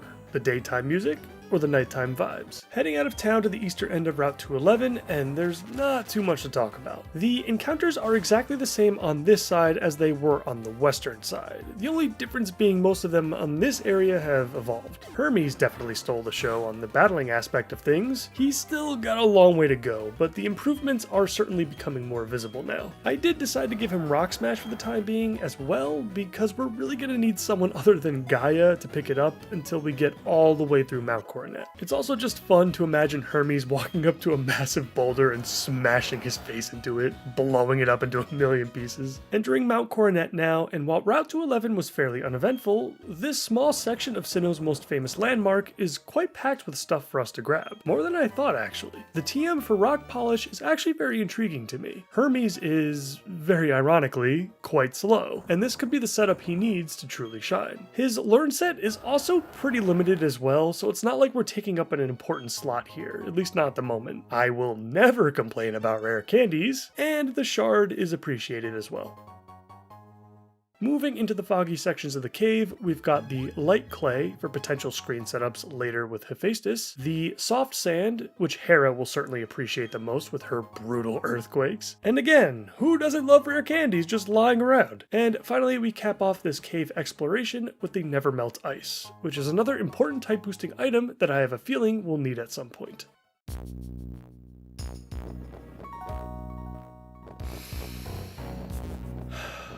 Wonderful stroll through Sinnoh's winter wonderland. Fantastic time of year for it as well. No items of note, but the team did very well against the ace trainers leading up to the cabin on the western end of the route. Zeus continues to dominate regardless of what route we're currently on, and both Hermes and Demeter got in some good action as well. A nice warm-up as we entered the rest house. Perfect time to hang out with some hot chocolate as we watch the snow fall outside our window. A cozy nap to soothe our body and mind for the hike ahead of us, and a chance to truly immerse ourselves in what this incredible world has to offer. As much as I would love to just sit here and enjoy this forever, it's time to move on. Let's bring up that encounter table. Snow is our target, specifically a female if possible. If we do get a male Snow, then we will be stuck with Glalie, but it also means that we can go back to Route 209 and grab Duskull as an additional encounter. More options are always nice in a way, but I really want that Frostlass. Come on.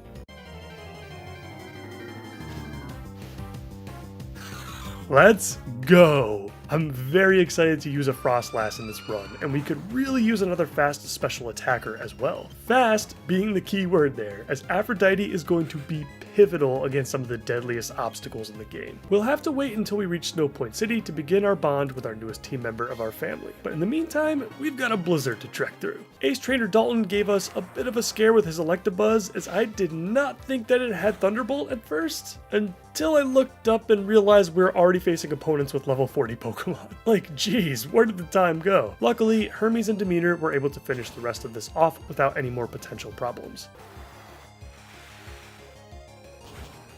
Grabbed the HM for Rock Climb. Still not entirely sure who's going to learn this yet since Gaia can't evolve. We'll figure it out after Candace. A few more battles featuring Hermes and his new toy. Zen Headbutt is about as deep as his move pool is gonna go, but it is a decent coverage option at least. We gave Barry a quick wave at the lakefront and then enter the blissful Snow Point City. A well-deserved heal for the team. And what the hell are you doing in here? How does a Psyduck make it all the way up here? Maybe it's one of the ones we cured with the secret potion back on Route 210, and it just somehow randomly made its way through a mountain and a blizzard? Anyway, let's get our newest team member out of the box and meet her for the first time.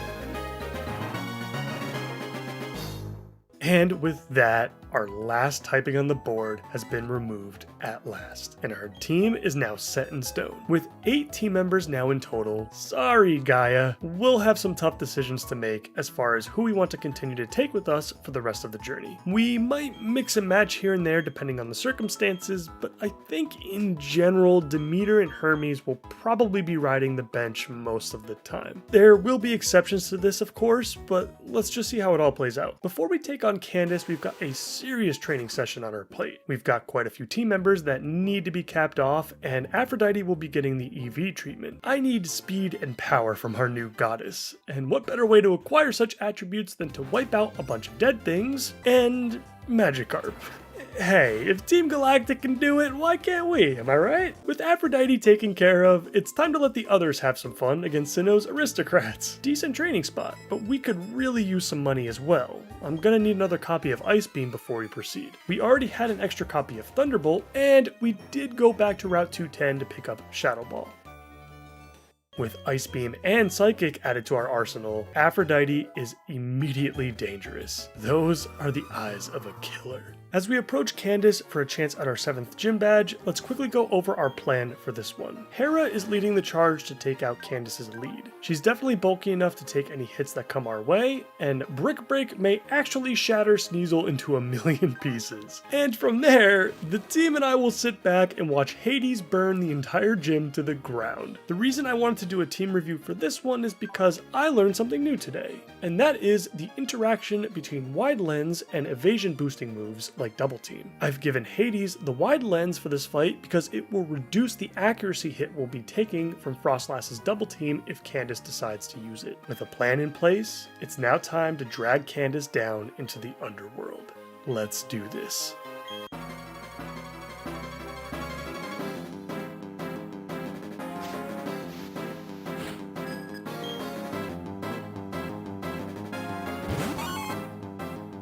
We lead with Hera, of course, who should have zero issue taking this Sneasel out. It has nothing that would put us in any danger, even with a crit.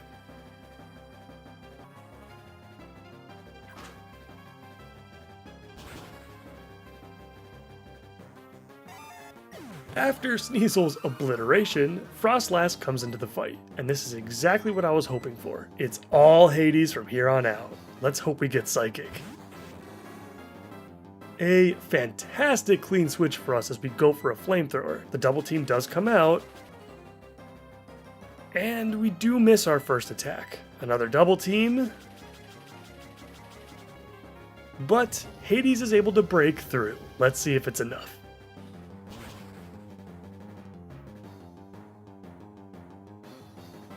Candace's ace falls, and with that out of the way, there is nothing stopping this raging wave of hell from burning everything else to the ground.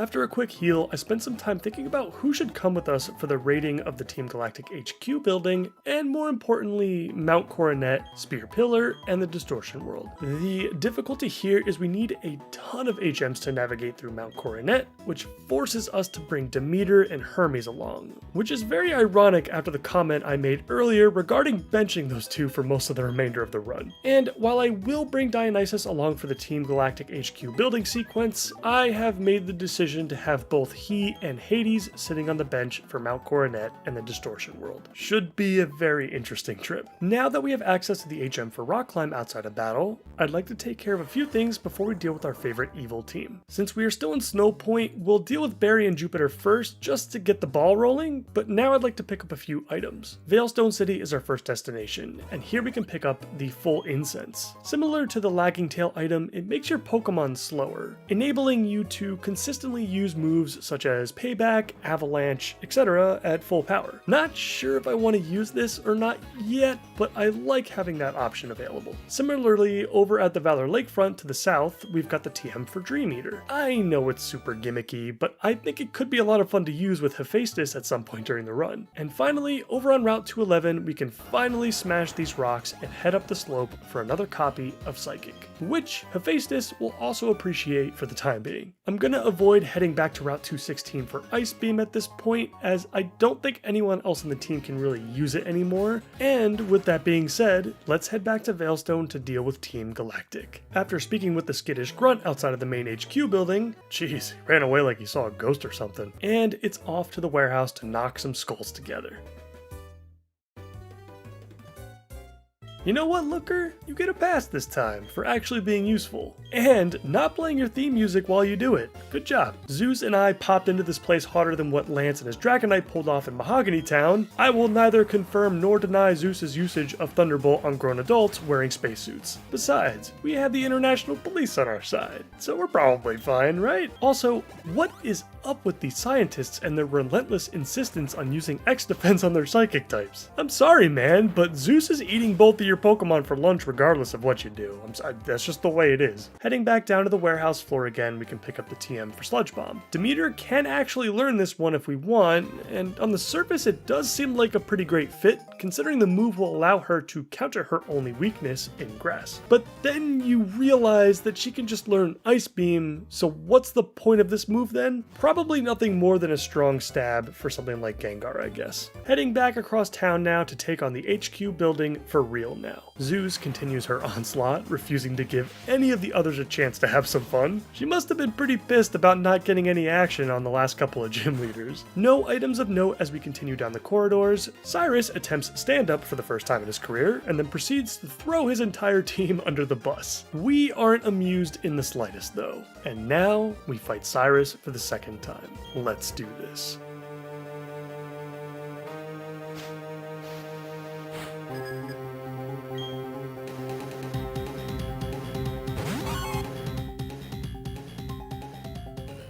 At this point, Hera has an extensive track record against Sneasel, so naturally we let her do some more chopping to get this fight started.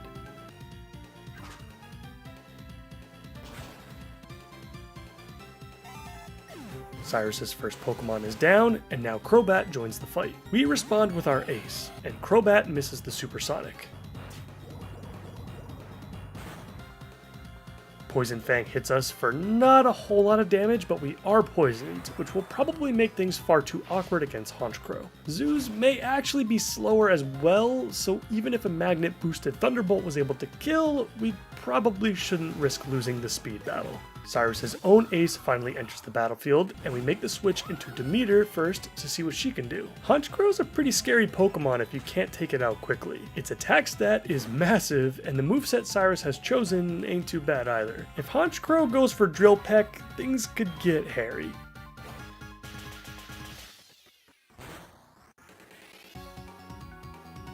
Demeter holds on and is able to pull off an Ice Beam.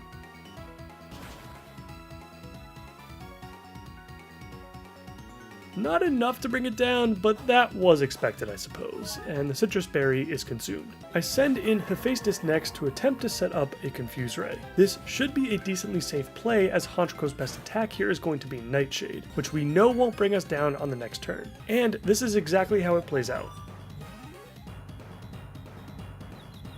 I'm honestly not sure what we could get here, but in anticipation of yet another Nightshade, I'm gonna take the chance on Aphrodite to bring this home. Thankfully, our Confuse Ray pulls through, and now Honchkro is nothing more than a sitting duck.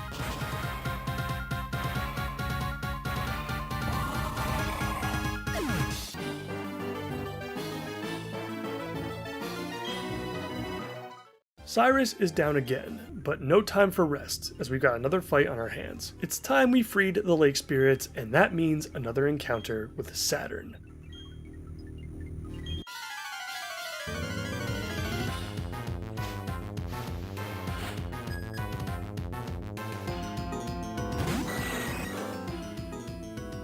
We lead with Zeus this time and go for the Thunderbolt, but not before getting hit with Confuse Ray. Really kicking myself right now for not equipping that Person Berry. The Magnet is clearly not needed to bring down a Golbat. On the next turn, we're hit with Poison Fang again, and just like Cyrus's Golbat, this one gets lucky as well, making things much more awkward for us. Let's see if we can at least push through this time. Zeus was unable to overcome her status conditions, so we'll have to try someone else. Hephaestus will easily deal with this, even with the obnoxiousness that is Confusion. There's just nothing Golbat can really do other than to pray for Confusion hits every single time. I'm actually surprised that Saturn didn't want to make a switch here into Bronzor.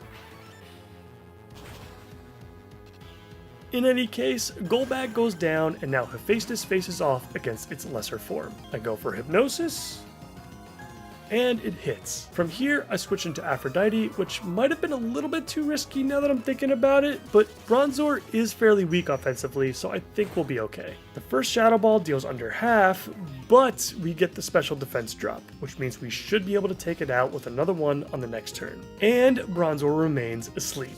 Perfect.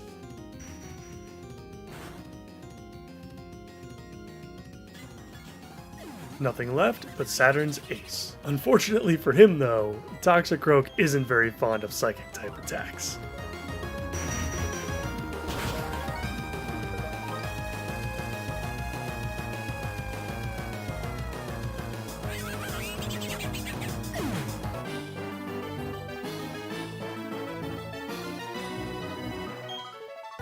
Saturn falls once again, and the Lake Trio are released. After leaving the building, we fly over to Celestic Town and bid our friend Dionysus a farewell for now. This is the team we'll be bringing with us to Mount Coronet. Demeter and Hermes could actually play some key roles coming up. We'll see. I did some additional training on Route 211 to prepare for the hike up the mountain, and without further ado, let's begin.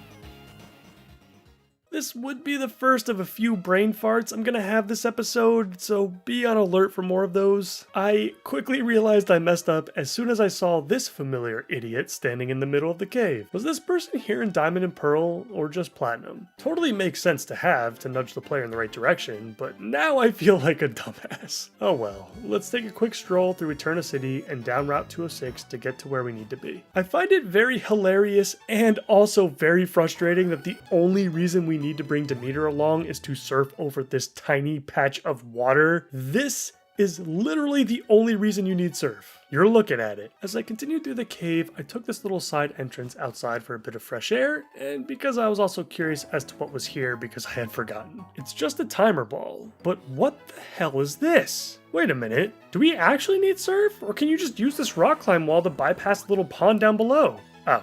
Never mind. That would have been cool though if it were possible. Listen, if there's any chance at all I can avoid using an HM in this generation, I'm gonna go for it. After heading back inside, we picked up the TM for Rock Slide for Hermes, but I'm not going to teach it to him just yet as I want to use a different strategy against Mars and Jupiter. It's unfortunate that Rock Smash just gets in the way of everything.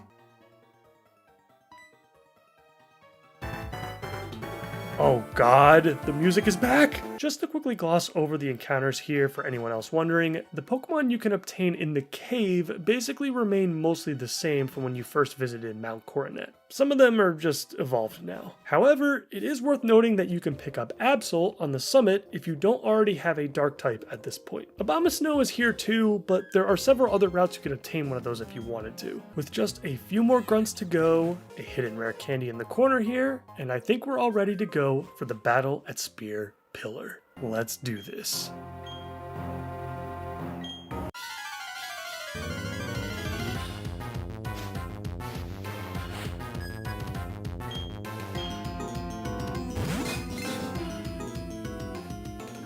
I lead with Hermes simply for no other reason than I want to get him more involved. It really seems surprisingly difficult to accomplish that, and I wanted to go for more of a unique approach here just to keep things interesting. The goal is to set up a few rock polishes and simply take out at least a few of their Pokemon with Natural Gift and Zen Headbutt. Things start out fine with both Bronzors targeting Barry's Munchlax, but with both Reflect and Light Screens up, it's kinda hard to really do anything.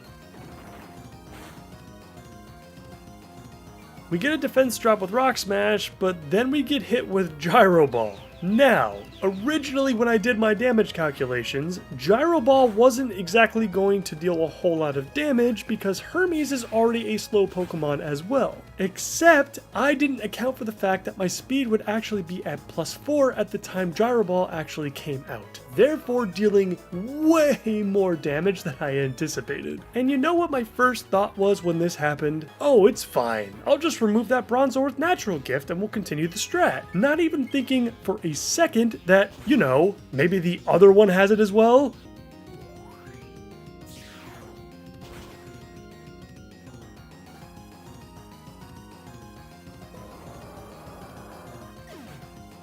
This has to be the dumbest way I've lost a Pokemon on this channel, and it might not even be close. Often, the best play is to just keep things simple. I'm all for having a bit of fun during fights, even if the strategy isn't optimal, but this was just silly. I'm sorry, Hermes. I failed you. We send in Hera next to face off against Mars's Perugly. It does have Aerial Ace, but I think we can take it and whatever Bronzor throws at us as well.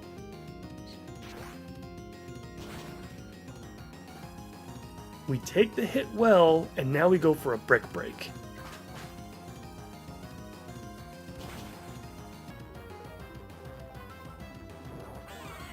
Perugly falls with a single strike, and that definitely helps us out immensely. Luckily, Bronzor decides to attack Munchlax, and now Golbat joins the fight. The next logical switch will be into Hephaestus, as neither Golbat or Bronzor can really deal with it well. Another Reflect goes up, but that's okay for now, and we go for a Psychic on the next turn. Munchlax is just taking all sorts of punishment, which works for me, and the Psychic hits.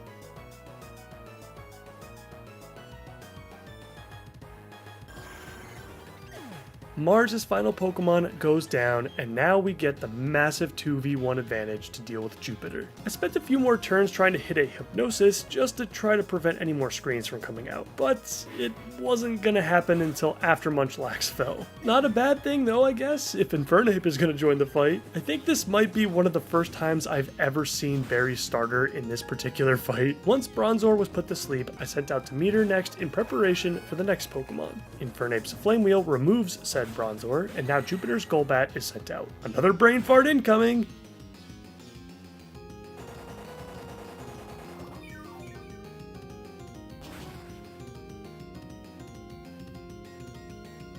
Guys, never forget that Jupiter's Zubat/Golbat has freaking Giga Drain. Luckily, nothing significant came from that turn, and while our Ice Beam wasn't enough to kill, we did get the freeze at least. I sent in Hephaestus again, thinking it would just be a super safe play, and then quickly glanced over the Jupiter's team again, only to realize that Skuntank has Flamethrower. What am I doing?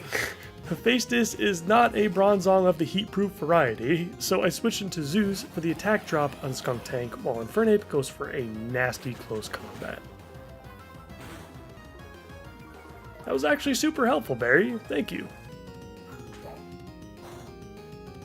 Our Thunderbolt connects.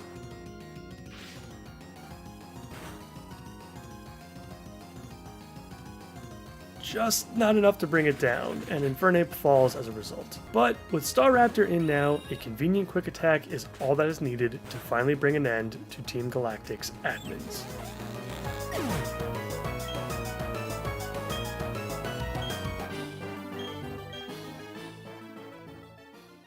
Before we can take on Cyrus, we have to take the unfortunate walk of shame back through Mount Coronet to the nearest Pokemon Center. What the hell are you still doing here? Don't you have somewhere better to be? Anyway, with the death of our Rampardos Hermes, we're going to need to bring someone else along for the Cyrus fight. And I have decided that that someone will be Hades. Really sucks that we won't have Fly still for when we finally get out of the Distortion world, but I feel like this was the right pick. The reason I didn't want to bring Hades along the first time around was because it can really only be used against Cyrus's Weavile, and even then it has to A, avoid a crit from X-Scissor, and B, hit the range on Flamethrower. Yes, you heard that correctly. Flamethrower isn't even a guaranteed kill, at least with what we're working with right now. I just feel like Hera could be a better option, but we'll figure it out when we get back up there. At least I'm familiar with the layout at this point in our overall run of the Gen 4 games, and so it's not long before we reach Spear Pillar once again. And now we dive into the depths of the Distortion world.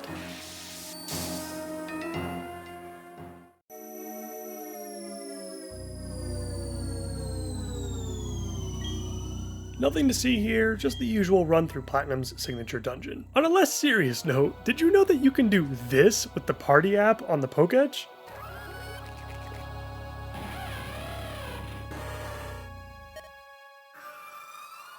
Because I sure as hell didn't. It's so weird to realize how much more enjoyable the smaller things like this are for me in the older Pokemon games as I age myself. Also makes me realize how impatient and oblivious I was as an early fan of the series. What are some smaller aspects of Pokemon that you guys haven't noticed until you got older? Anything you've completely missed until like 10 or 20 years later like I have on several occasions now? Just a couple more blocks to push, and we finally made our way over to Cyrus. Strap in, this one should be fun. Let's do this.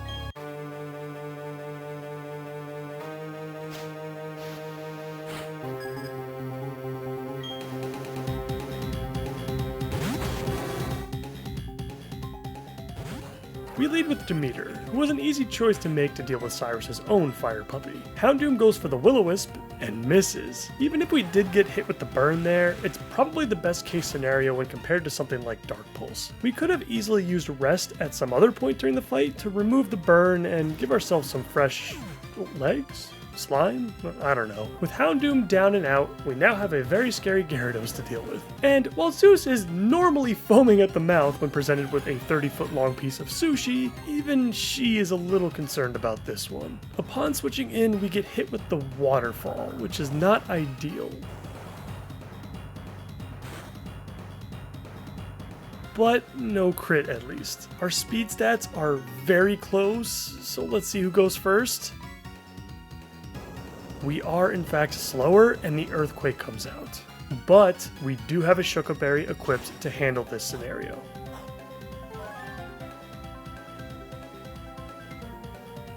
We avoided another critical strike, and now Zeus can enjoy her evening meal in peace.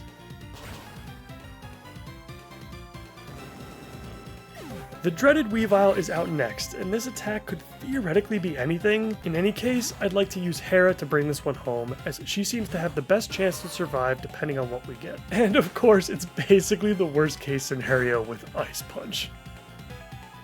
We can definitely survive another one, and it actually looks like we could potentially survive a crit as well if one were to occur. Okay, I'm kind of thinking we could have lost Hera there, but our streak of good luck continues at least, and she retaliates with a Brick Break. And with that, the worst of the fight is now over, but we do still have 2 Pokemon left to deal with, so let's finish this. Crobat joins the fight, and we switch into the most obvious counter in Hephaestus. With a Person Berry equipped, there's literally nothing this Crobat can do other than pray for air/flinches.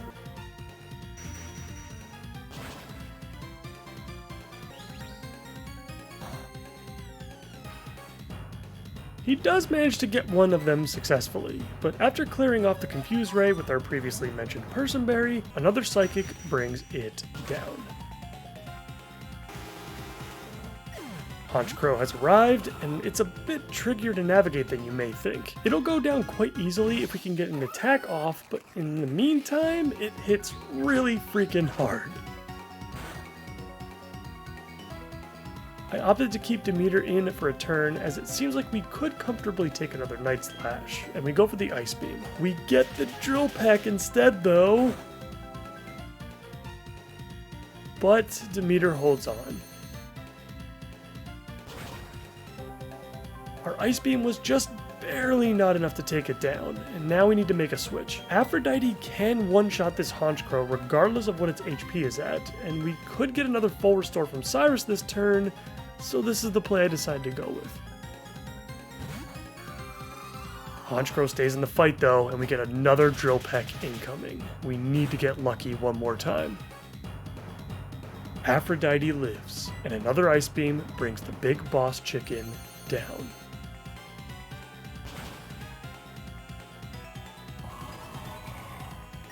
Cyrus and Team Galactic are finished, and even though we had to endure several close calls, that's another huge milestone for the team. After jumping through the portal and back into Sendoff Spring, we make the run back through Spring Path and Route 214. Definitely grabbing Dionysus from the box. Not a fan of having to run around everywhere late into the game. Heading over to Sandgem Town to update Dawn and Rowan on the situation. Now, if I were Rowan and a 10-year-old kid came into my lab and told me about an encounter with Pokemon's version of Hell and the Devil, well, I'm not sure what I would do, to be honest. I decided to take a step back and enjoy a bit of casual immersion before we continue to push the rest of our story forward. For the first time, I think maybe in a Pokemon game ever, outside of Gen 2 that is, I actually went back and visited Mom for a bit, like a lot of these games have often told me to do. Dinner is nice, but I never really realized that your dad is actually mentioned in these games. A neat little piece of dialogue, but a bit disappointing that it might be the only thing your mom really does in this game. I stopped by one of my favorite towns in Pastoria for a nice little stroll.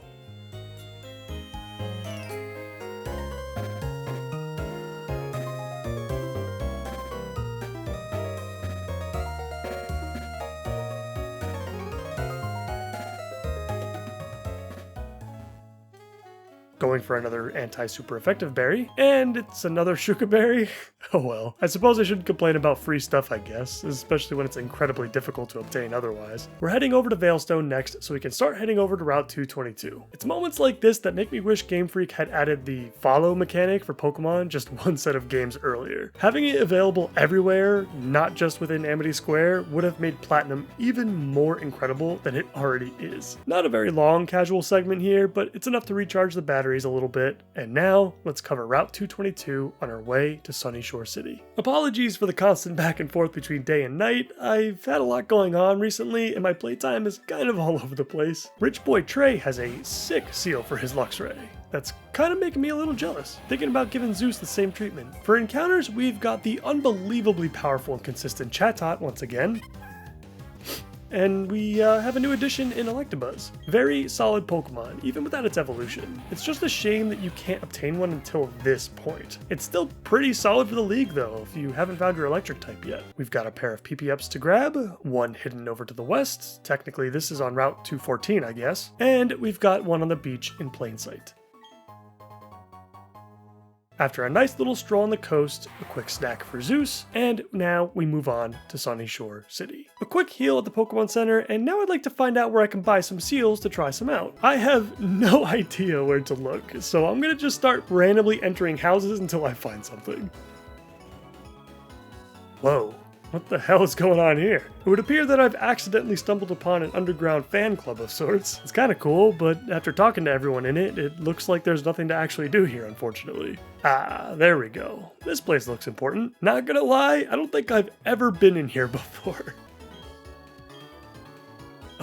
Excuse me? What do you mean Zeus hasn't worked hard enough? You little. I guess I'll just buy a bunch of all of this stuff. It's so cheap, I might as well. These should be a little fun, I guess. I don't know if I've ever experienced this content before. Let me know if any of you have come up with any interesting seals before. After playing around with these for a bit, I headed over to the lighthouse to retrieve our next opponent. And now, it's gym time. Other than the sound of constantly twisting and turning gears, you may have noticed that someone is poisoned, and that would be our girl, Hera. Yep, I've activated Guts for this fight, and the results should be very dramatic. But that's not all I've got up my sleeve. I've got a little bit of a setup in mind to make sure she succeeds. Volkner is finally upon us. Let's get that last badge.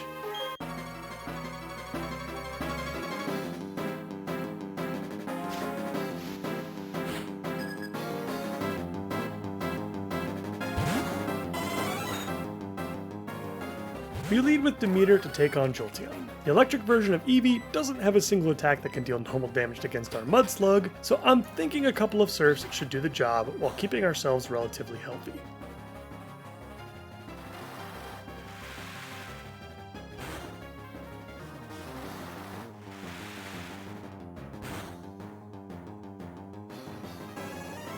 Jolteon goes down and Raichu joins the fight, which means it's setup time. Hephaestus enters the battle and takes the incoming Focus Blast.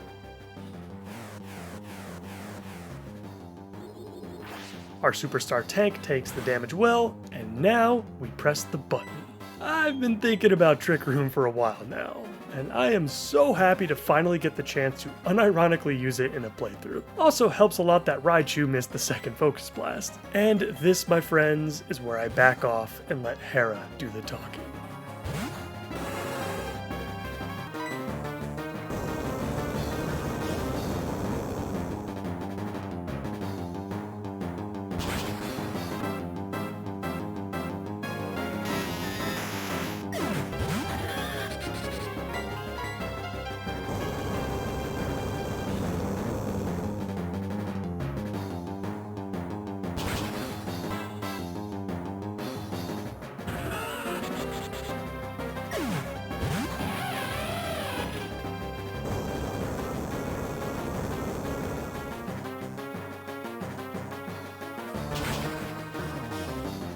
Simple, fun, and absolutely flawless. Hand over that badge, Volkner. We're going to the Pokemon League.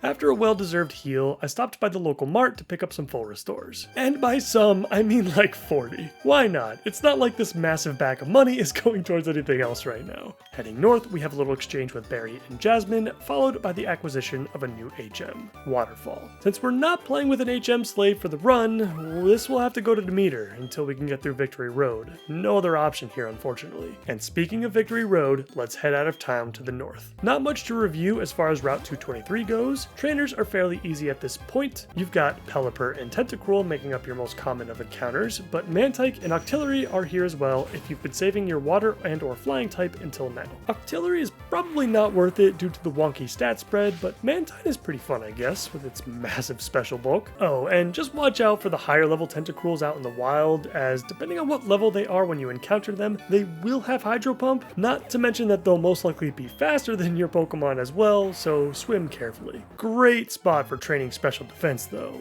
It's just a shame that you have to wait this long to take advantage of it. Aphrodite and Zeus smoke the rest of the route, we grab our free rare candy, and up our first waterfall we go. We made it. The squad will remain the same for Victory Road, which means Dionysus will continue to remain in the box for safekeeping. These guys have all come so far. We've grown a lot as a team, and now we step into our final challenge before the league. Let's do this. As we move through the initial corridors of the cave, our first opponent appears right around the corner, Psychic Bryce. With the spell tag wrapped around her neck, Aphrodite won't have any issue shadowballing her way through these ghosts and psychics.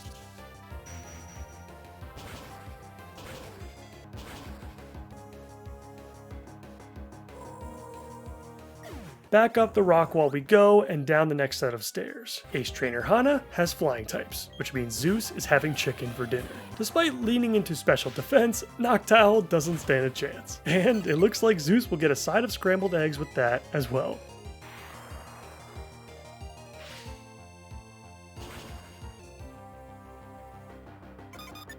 Hera safely guides us down some more rocks, and she's left outside of her Pokeball for our next opponent as well. Ace Trader Mariah is not gonna like this. Our token Gen 4 moment of the run.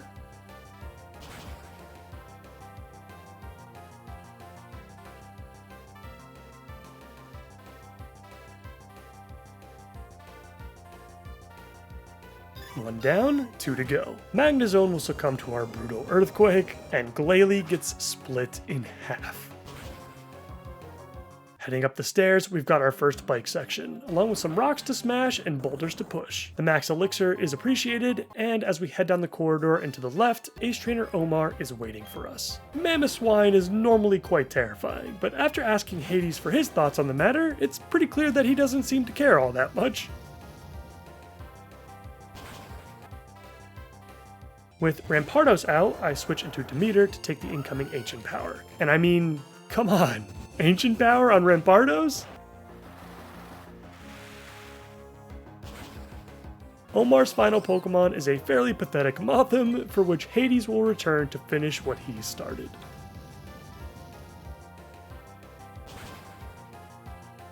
No time for rest though, as we've got Sydney lurking right around the corner. It's Hera versus Clefable, and I think we all get where this is going.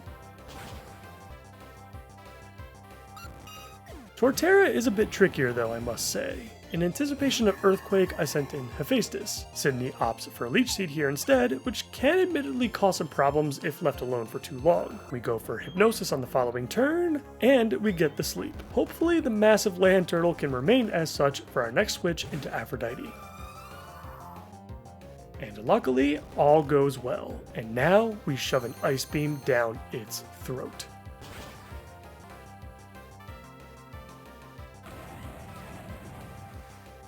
Just a little ways down the hall and through the boulders, we've got veteran Clayton. Zeus leads the way against Staraptor, and we naturally go for a Thunderbolt.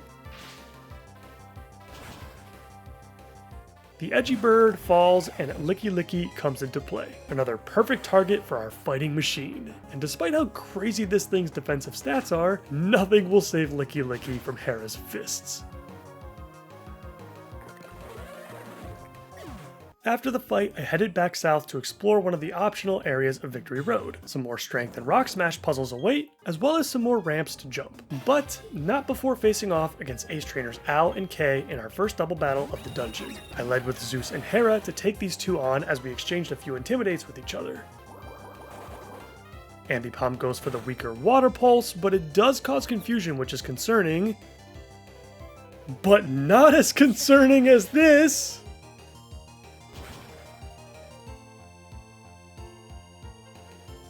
Oh my god, please break through the confusion.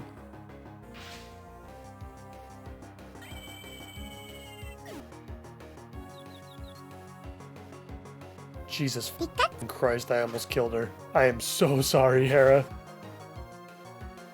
Well, that certainly got the blood pumping. Let's move on. Our reward for this little side mission is the TM for Stone Edge. We've still got Rock Slide available to us, so I'm not entirely sure if we'll see this or not, only if there ends up being a situation where we need the extra 25 to 30 base power for a specific league matchup. Black Belt Miles and his Machamp are up next. Hephaestus is probably the safest play here, so let's see what we get hit with first. But as it turns out, we're actually faster. So let's see what this Psychic deals.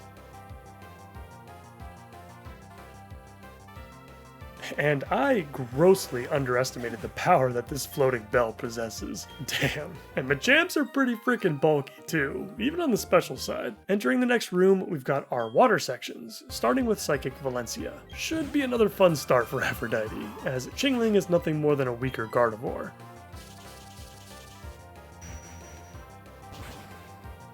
Our first Absol sighting of the run is here, and naturally we switch into Hera to deal with the disaster Pokemon. The double team is set up, but Hera is not phased, and a swift Brick Break should put an end to Valencia's second Pokemon. Dusknoir isn't really all that scary due to the very random learn set it has around this level. Shadow Punch may actually be its only attacking move, so... After the first surf, Dusknoir comes to terms with its fate and decides to bring itself down with Curse. Across the water and up the waterfall, we don't need the TM for Dragon Pulse, as I don't believe anyone can actually learn it, so we move on to Dragon Tamer on I don't know, which I forgot to record gameplay for, but that's okay. Aphrodite is featured once again here, to no one's surprise, and a couple of Ice Beams did the job. And now we've got what I would consider to be the real final boss of Victory Road, and that is veteran Edgar and his unique team. I started out with Hera versus Porygon Z because because I was under the assumption that the worst thing it could possibly have would be Psybeam. Well, apparently Game Freak decided to allow Edgar here to utilize the TM pool. Hera does hold on at least, and we respond with a Brick Break.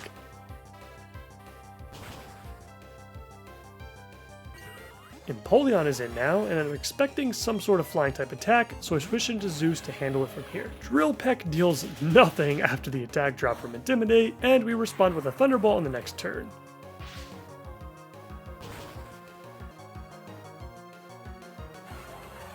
Empoleon goes down, and Edgar's final Pokemon joins the fight. I kept Zeus in for a turn, confident that she could survive at least one attack.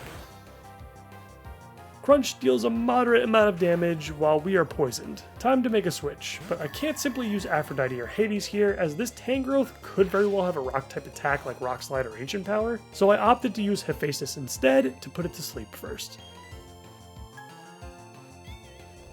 I go for a Psychic on the following turn,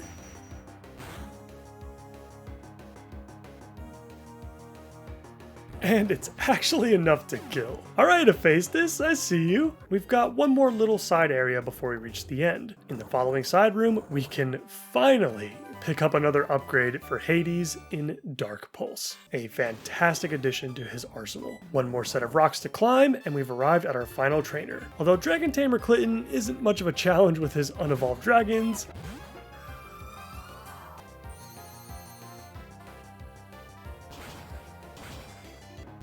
I'll never understand why he exists, but in any case, we have weathered the storm that is Victory Road. Welcome to the Pokemon League.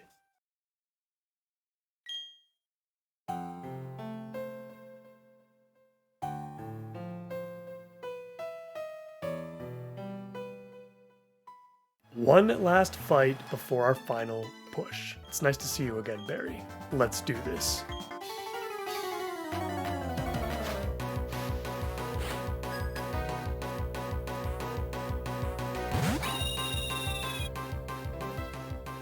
Zeus leads the way as she and Staraptor trade Intimidates with each other. Unexpectedly, Barry goes for the U-turn here, which was an interesting choice, and he sends in Snorlax on the switch. Makes sense, as this one is packing Earthquake, which means it's time to make a switch of our own, into Hephaestus. Snorlax decides to take a nap instead, the thinking here probably being that we wouldn't have been able to take it out with another Thunderbolt from Zeus, but instead, we switch over to Hera to take advantage of the status effect that Snorlax has inflicted upon himself.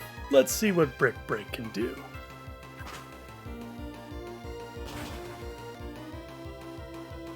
So close, but luckily Snorlax remains asleep, and Barry does not decide to go for any healing on the following turn. Staraptor is back in the fight, and so we naturally make the switch back into Zeus. The aerial ace deals absolutely nothing, and if you weren't able to guess it already, Staraptor hits us with another U-turn, this time switching into Heracross.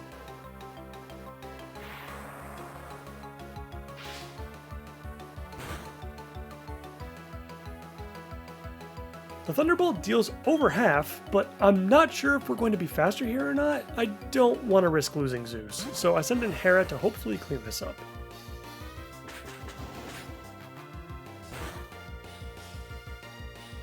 The incoming close combat hits us for an insane amount of damage despite our bulkiness. I'm still glad I went with Hera there though, as I don't think anyone else on the team would have been able to take that quite as well, other than maybe Hephaestus, I suppose. In anticipation of another close combat, or perhaps an aerial ace, Aphrodite now makes her first appearance. We do in fact get hit with the flying type attack, and now we respond with Shadow Ball.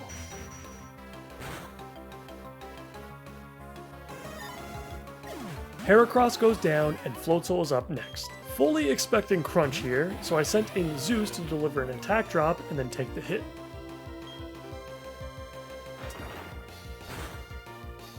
And since Floatzel will most certainly be faster, I sent in Hephaestus to take the incoming Crunch. Our sentient Bell took the hit very well. So well, in fact, I decided to go for another Trick Room setup to win the Speed War for the rest of the fight.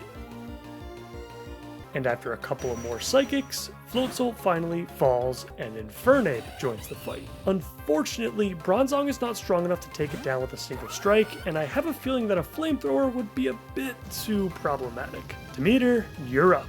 perfect switch to deal with that nasty attack. And now we surf.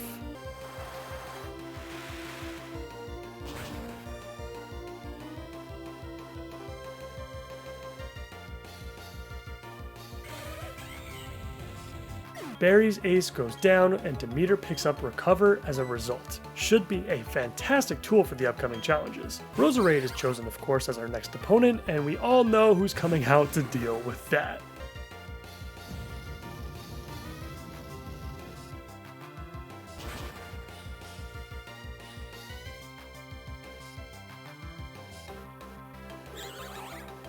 Hades reduces Roserade to Ash, and once again we've come full circle on this Staraptor. Zeus is far too low at this point to deal with it, but in anticipation of close combat, I sent out Aphrodite to finish this fight once and for all.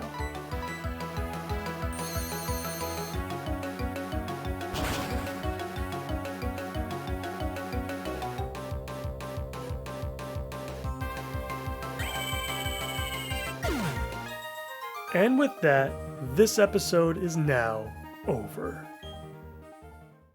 All trained up and with a plan in place, let's go over the final team. Super proud of these guys and how far they've come through the course of the whole series, and overall, I absolutely love what we've got to work with here. Our cold and calculated Hellhound naturally consumes one of our 6 slots with this league push. Hades has always been dominant and consistent, and we're going to need that fire and darkness for the fights ahead. Overall, he's been a good boy. Rocking 4 of the most powerful attacks that you can give to a special Pokemon, our newest team member is ready to dish out some serious damage. Graceful and deadly, I've really enjoyed my time with Aphrodite, and I'm glad I finally got to play with a Frostlass. Our favorite pink slug is coming as well. Demeter has really come into her own recently, fitting in with the rest of the gang in ways that maybe weren't so apparent earlier in the run, but I think we've all grown to appreciate the role she plays a lot. Dionysus finally makes his return to the team, and it's been an awful long time since he's seen any significant action. Hades was particularly happy to see his old buddy, and I am right there with him. U-Turn and Captivate should be particularly useful tools for the challenges coming up. While lacking a bit of personality, I suppose, Hephaestus has been undeniably clutch and has saved us on a few different occasions. I've said it before, but this is the most offensive Bronzong I've ever seen in my days, and it should be exciting to watch what it can do against the toughest obstacles in the game. And finally, you guys know we can't go into this league without our girl,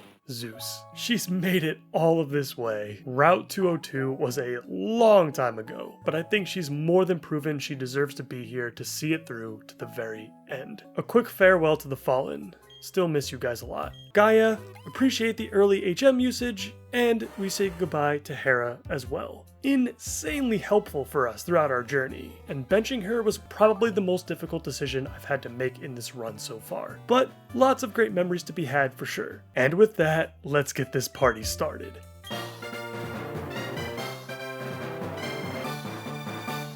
Aaron's up first. Let's do this.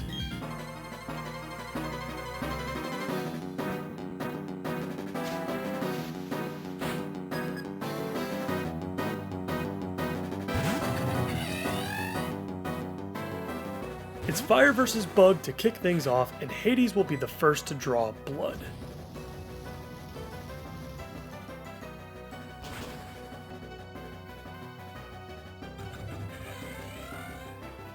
Heracross joins the battle as expected, and it's definitely one of Aaron's scarier Pokemon. One of the bulkier bugs out there, Hades surprisingly can't take it out without hitting a damage range, so I feel like giving Dionysus a chance to chip off some rust from being on the bench for so long would be helpful. Except, I was not expecting Stone Edge there, but I guess Aaron saw a kill, and so it probably was randomly chosen. Sorry Dionysus, probably not the way you wanted to make your return to the team. We took the risk with Fly, and luckily it paid off, as Heracross falls.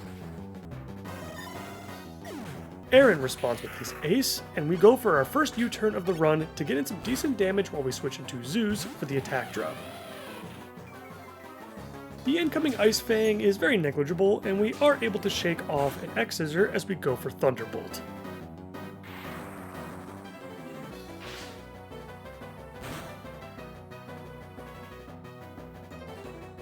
It wasn't enough to get the job done, but the Citrus Berry is not too bad for us at all, as now Aaron won't be swayed to use his full restore on his bulky monster. We took yet another attack very well, and another Thunderbolt will surely put an end to this beast.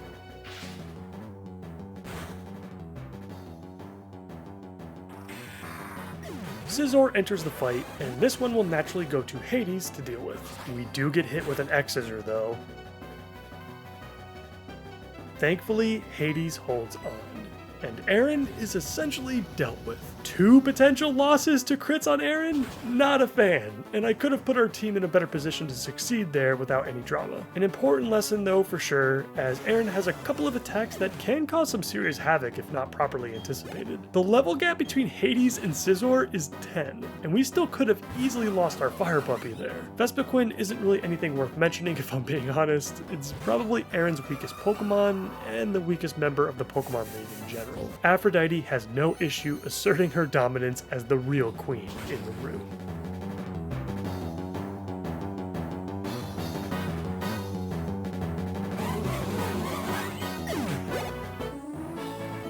One down, 4 to go.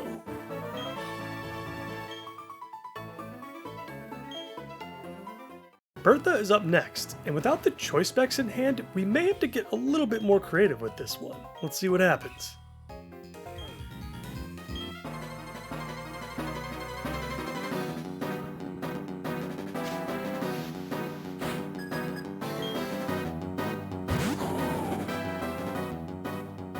We lead with Hephaestus? Yep, I didn't learn my lessons with Hermes, and now we're getting weird again. This time with a Sunny Day Solar Beam combo. Yes, on a Bronzong, don't hate, the harsh sunlight has been set up as Whiscash goes for the weakened Aquatail once again. Fire away, Hephaestus.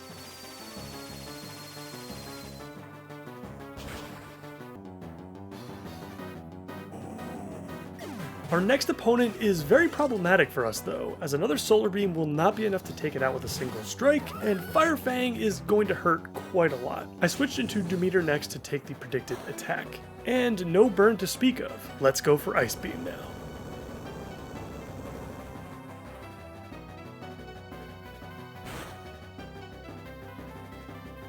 Earthquake deals a decent chunk of damage,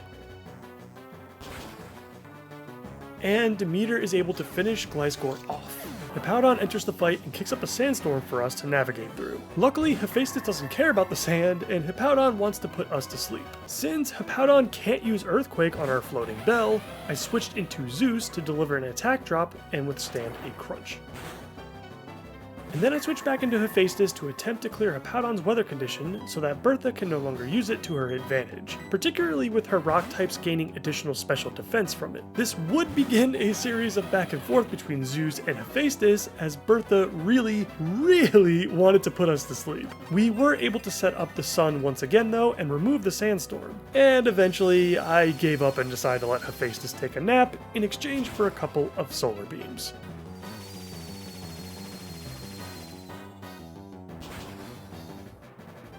Hippowdon goes down, and Hephaestus is essentially removed from the rest of the fight. Golem joins the action now, and so we switch into Demeter. Sandstorm is ironically kicked up again, as we have Demeter recover the health she lost earlier in the fight.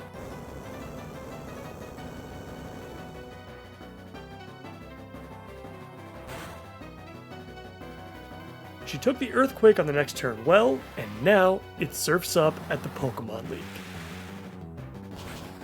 Despite the bonus special defense provided by Sandstorm, Golem collapses beneath our waves and only Bertha's ace remains. After triple checking to make sure we were faster, yes, we are actually faster, I have Demeter go for what will hopefully be the final attack of the battle.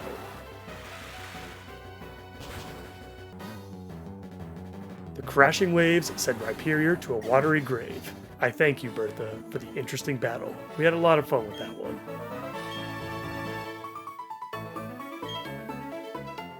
From one week against water to another, Demeter is feeling pretty comfortable amongst the flames. Let's see how Flint responds.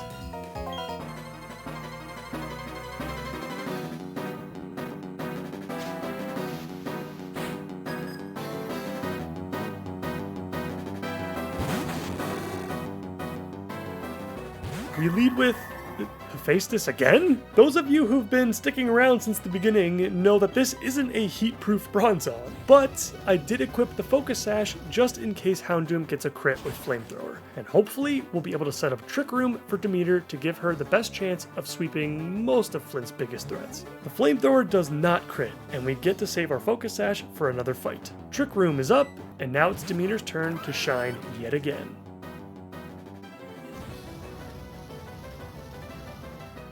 The first surf is out.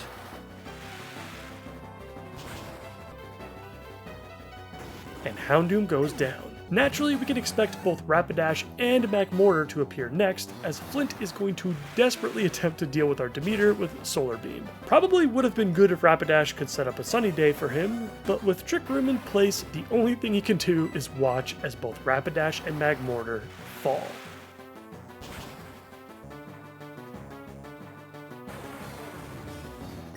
This does mean that Trick Room is now gone, and we will remain slower for the rest of the fight as Flareon now joins the battle. Will-O-Wisp was chosen to theoretically put our water type on a timer, but with the burn only affecting our physical attacking power, this surf will surely bring Flareon down. I get what he was going for here, but it's just far too late in the battle now for it to really matter all that much.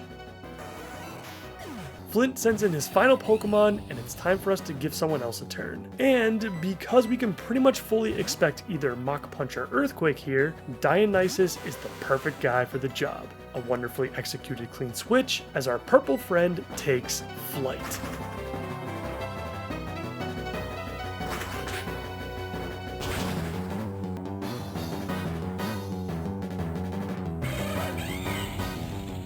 Flint goes down in flames along with his starter.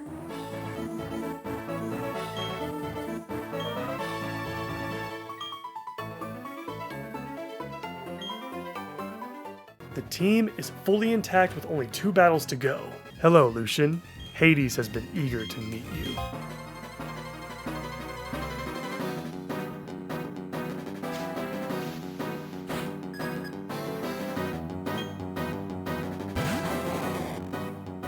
I can think of no better way to deal with this abomination to have Hades bite its head off. I always stress how important it is to remove this Mr. Mime with a single attack right away, as you're really not going to want to deal with either Reflect or Light Screen or both. With Lucian's lead out of the way, he decides to go straight for his ace. And I can't blame him. Hades isn't strong enough to deal with Gallade in a single attack, and I'm not interested in losing him to a Drain Punch or a Stone Edge. Speaking of which, we do have to get a little bit lucky here on our next switch, because we don't know if it's going to be either of those 2 moves we just mentioned. It's going to be chosen at random. Dionysus would be the correct pick here if we could get him in. But if we get Stone Edge, it's bad news. So I decided to get Zeus in here first to provide us with some stat reduction. Turns out it was the right play, as we got hit with that nasty Stone Edge. I have Zeus protect herself on the next turn, just to see what we can get next. Fairly predictable, I'd say, but I think we can take it. Zeus takes the attack well, and we go for a crunch to get in a bit of damage. We get the defense drop as well, which is excellent. But with the attack drop in place, and knowing that we'll probably get Psycho Cut again, now should be a good time to switch into something that can finish the job with a single attack. I'm not confident that another crunch can bring this thing down. Aphrodite should be able to take the hit, and she will most definitely be fast enough and strong enough to take out Gallade. Shadow Ball is out.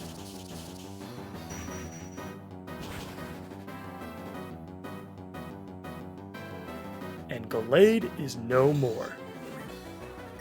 Bronzong joins the battle, and this is one of Lucian's scariest, with Calm Mind as a setup option. I paused for a minute to think about our next move, and ultimately decided that going straight into Hades was going to be our best option. We can't let Bronzong build up Calm Minds, it's just too risky. It does go for its first Calm Mind right away, as it probably didn't have a clean kill on Aphrodite. But one Calm Mind should be okay for now, as I'm confident that Hades can still take this thing out with 2 attacks.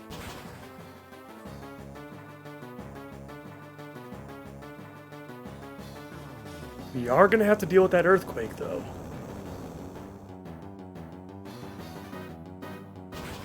But not to worry. Hades is holding a Shuka Berry to weaken its power, and with over half of our HP still remaining, another flamethrower sears through the floating bell.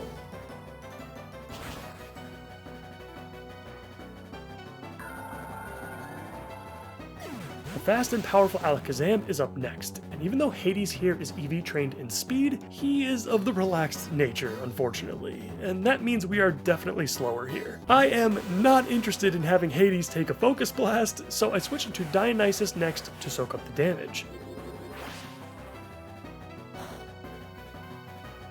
Our next play here is going to be U-turn into Hephaestus to bring down the Yellow Spoon Man with Payback.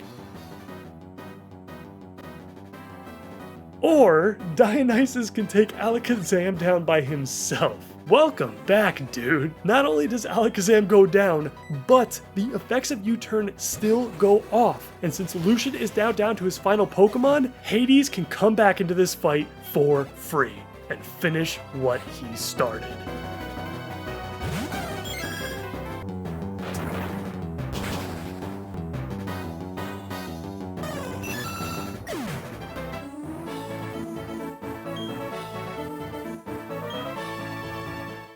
Our starting 6 still remains as we walk into our final obstacle. We've come so far with this group, and I couldn't be prouder of everyone that has helped us get here. You guys know the drill. Whether we win or lose, this series ends now.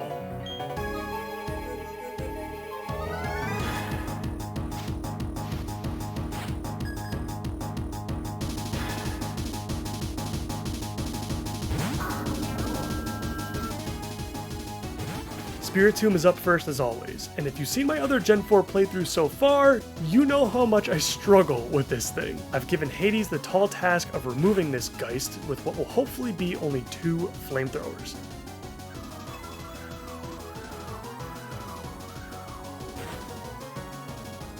There's no Omni Boost from Silverwind, but now Hades has a range he's gotta hit. Come on, buddy. Hades pulls through and picks up nasty plot in the process. I'm going to avoid using it unless we absolutely have to in order to get through this fight, only as a last resort. The beauty pageant version of Gyarados enters the fight, and now we make our first switch, and it's going to be Dionysus to take the incoming Surf. Ice Beam is obviously a huge problem for us. But when I was planning for this fight, it appeared that I really had no other option than to cripple this Milotic first before I could actually take it down. Captivate makes its triumphant return, but can Dionysus avoid a crit? What? Mirror Coat? But why? Is this just one of those really wonky Gen 4 AI things that can sometimes happen under very specific conditions? Because that's what it feels like. Honestly, if we want to be extra safe here, we're probably just better off going for yet another Captivate just to completely decimate Milotic's special attack. And another one? What is going on? Well, hey, if you're just gonna sit there and spam Mirror Coat, let's get Dionysus healed up, and maybe we have a shot of taking this thing down without any other help. Our fly connects on the following turn.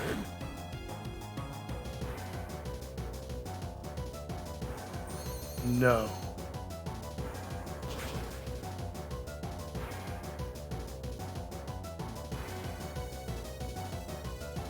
And just like that, I am brutally punished for my greed for the position I put Dionysus into.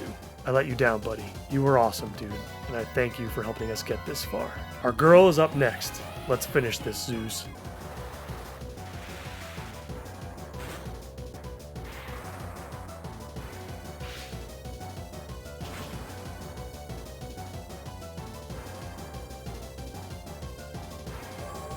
Milotic is finally gone, and Cynthia responds with her ace to counter our own. Aphrodite, you were born to do this. Let's get in there and show them we aren't afraid. And I mean that quite literally, as we've equipped our Focus Sash to ensure that nothing can go wrong here.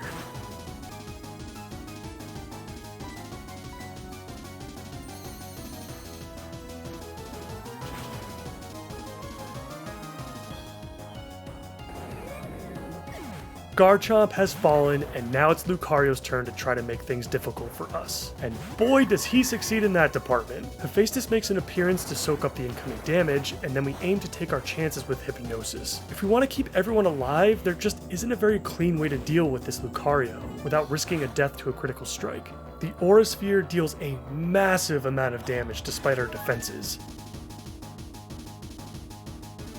And our attack misses. It's going to be really close, but we have to take another shot at this.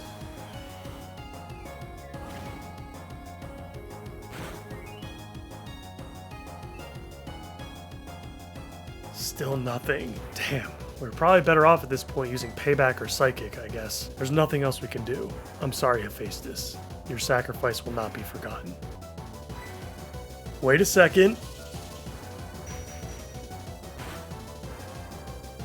Lucario misses the range. Hephaestus lives, and Hypnosis finally connects. This bell is a beast. Get in there, Hades. Put Lucario down.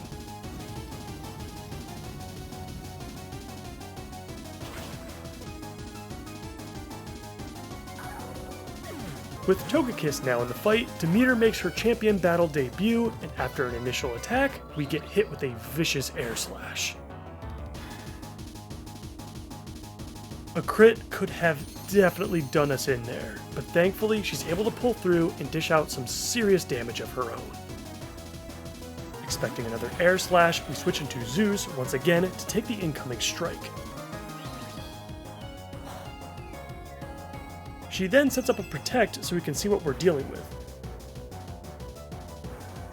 Aura Sphere is quite scary, but we don't really have any other great options here. I need you to hold on, Zeus, one last time.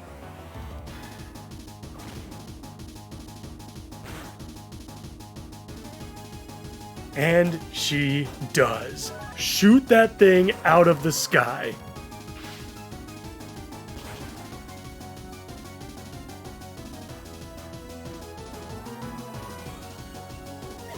Roserade is all that remains, and we lead off with another Protect to scout out our next attack. Sludge Bomb it is then. Unfortunately, that means that no matter what we do here, we have to avoid a crit to avoid losing anyone else. You better live, Hades, goddammit. You're walking into the Hall of Fame with us.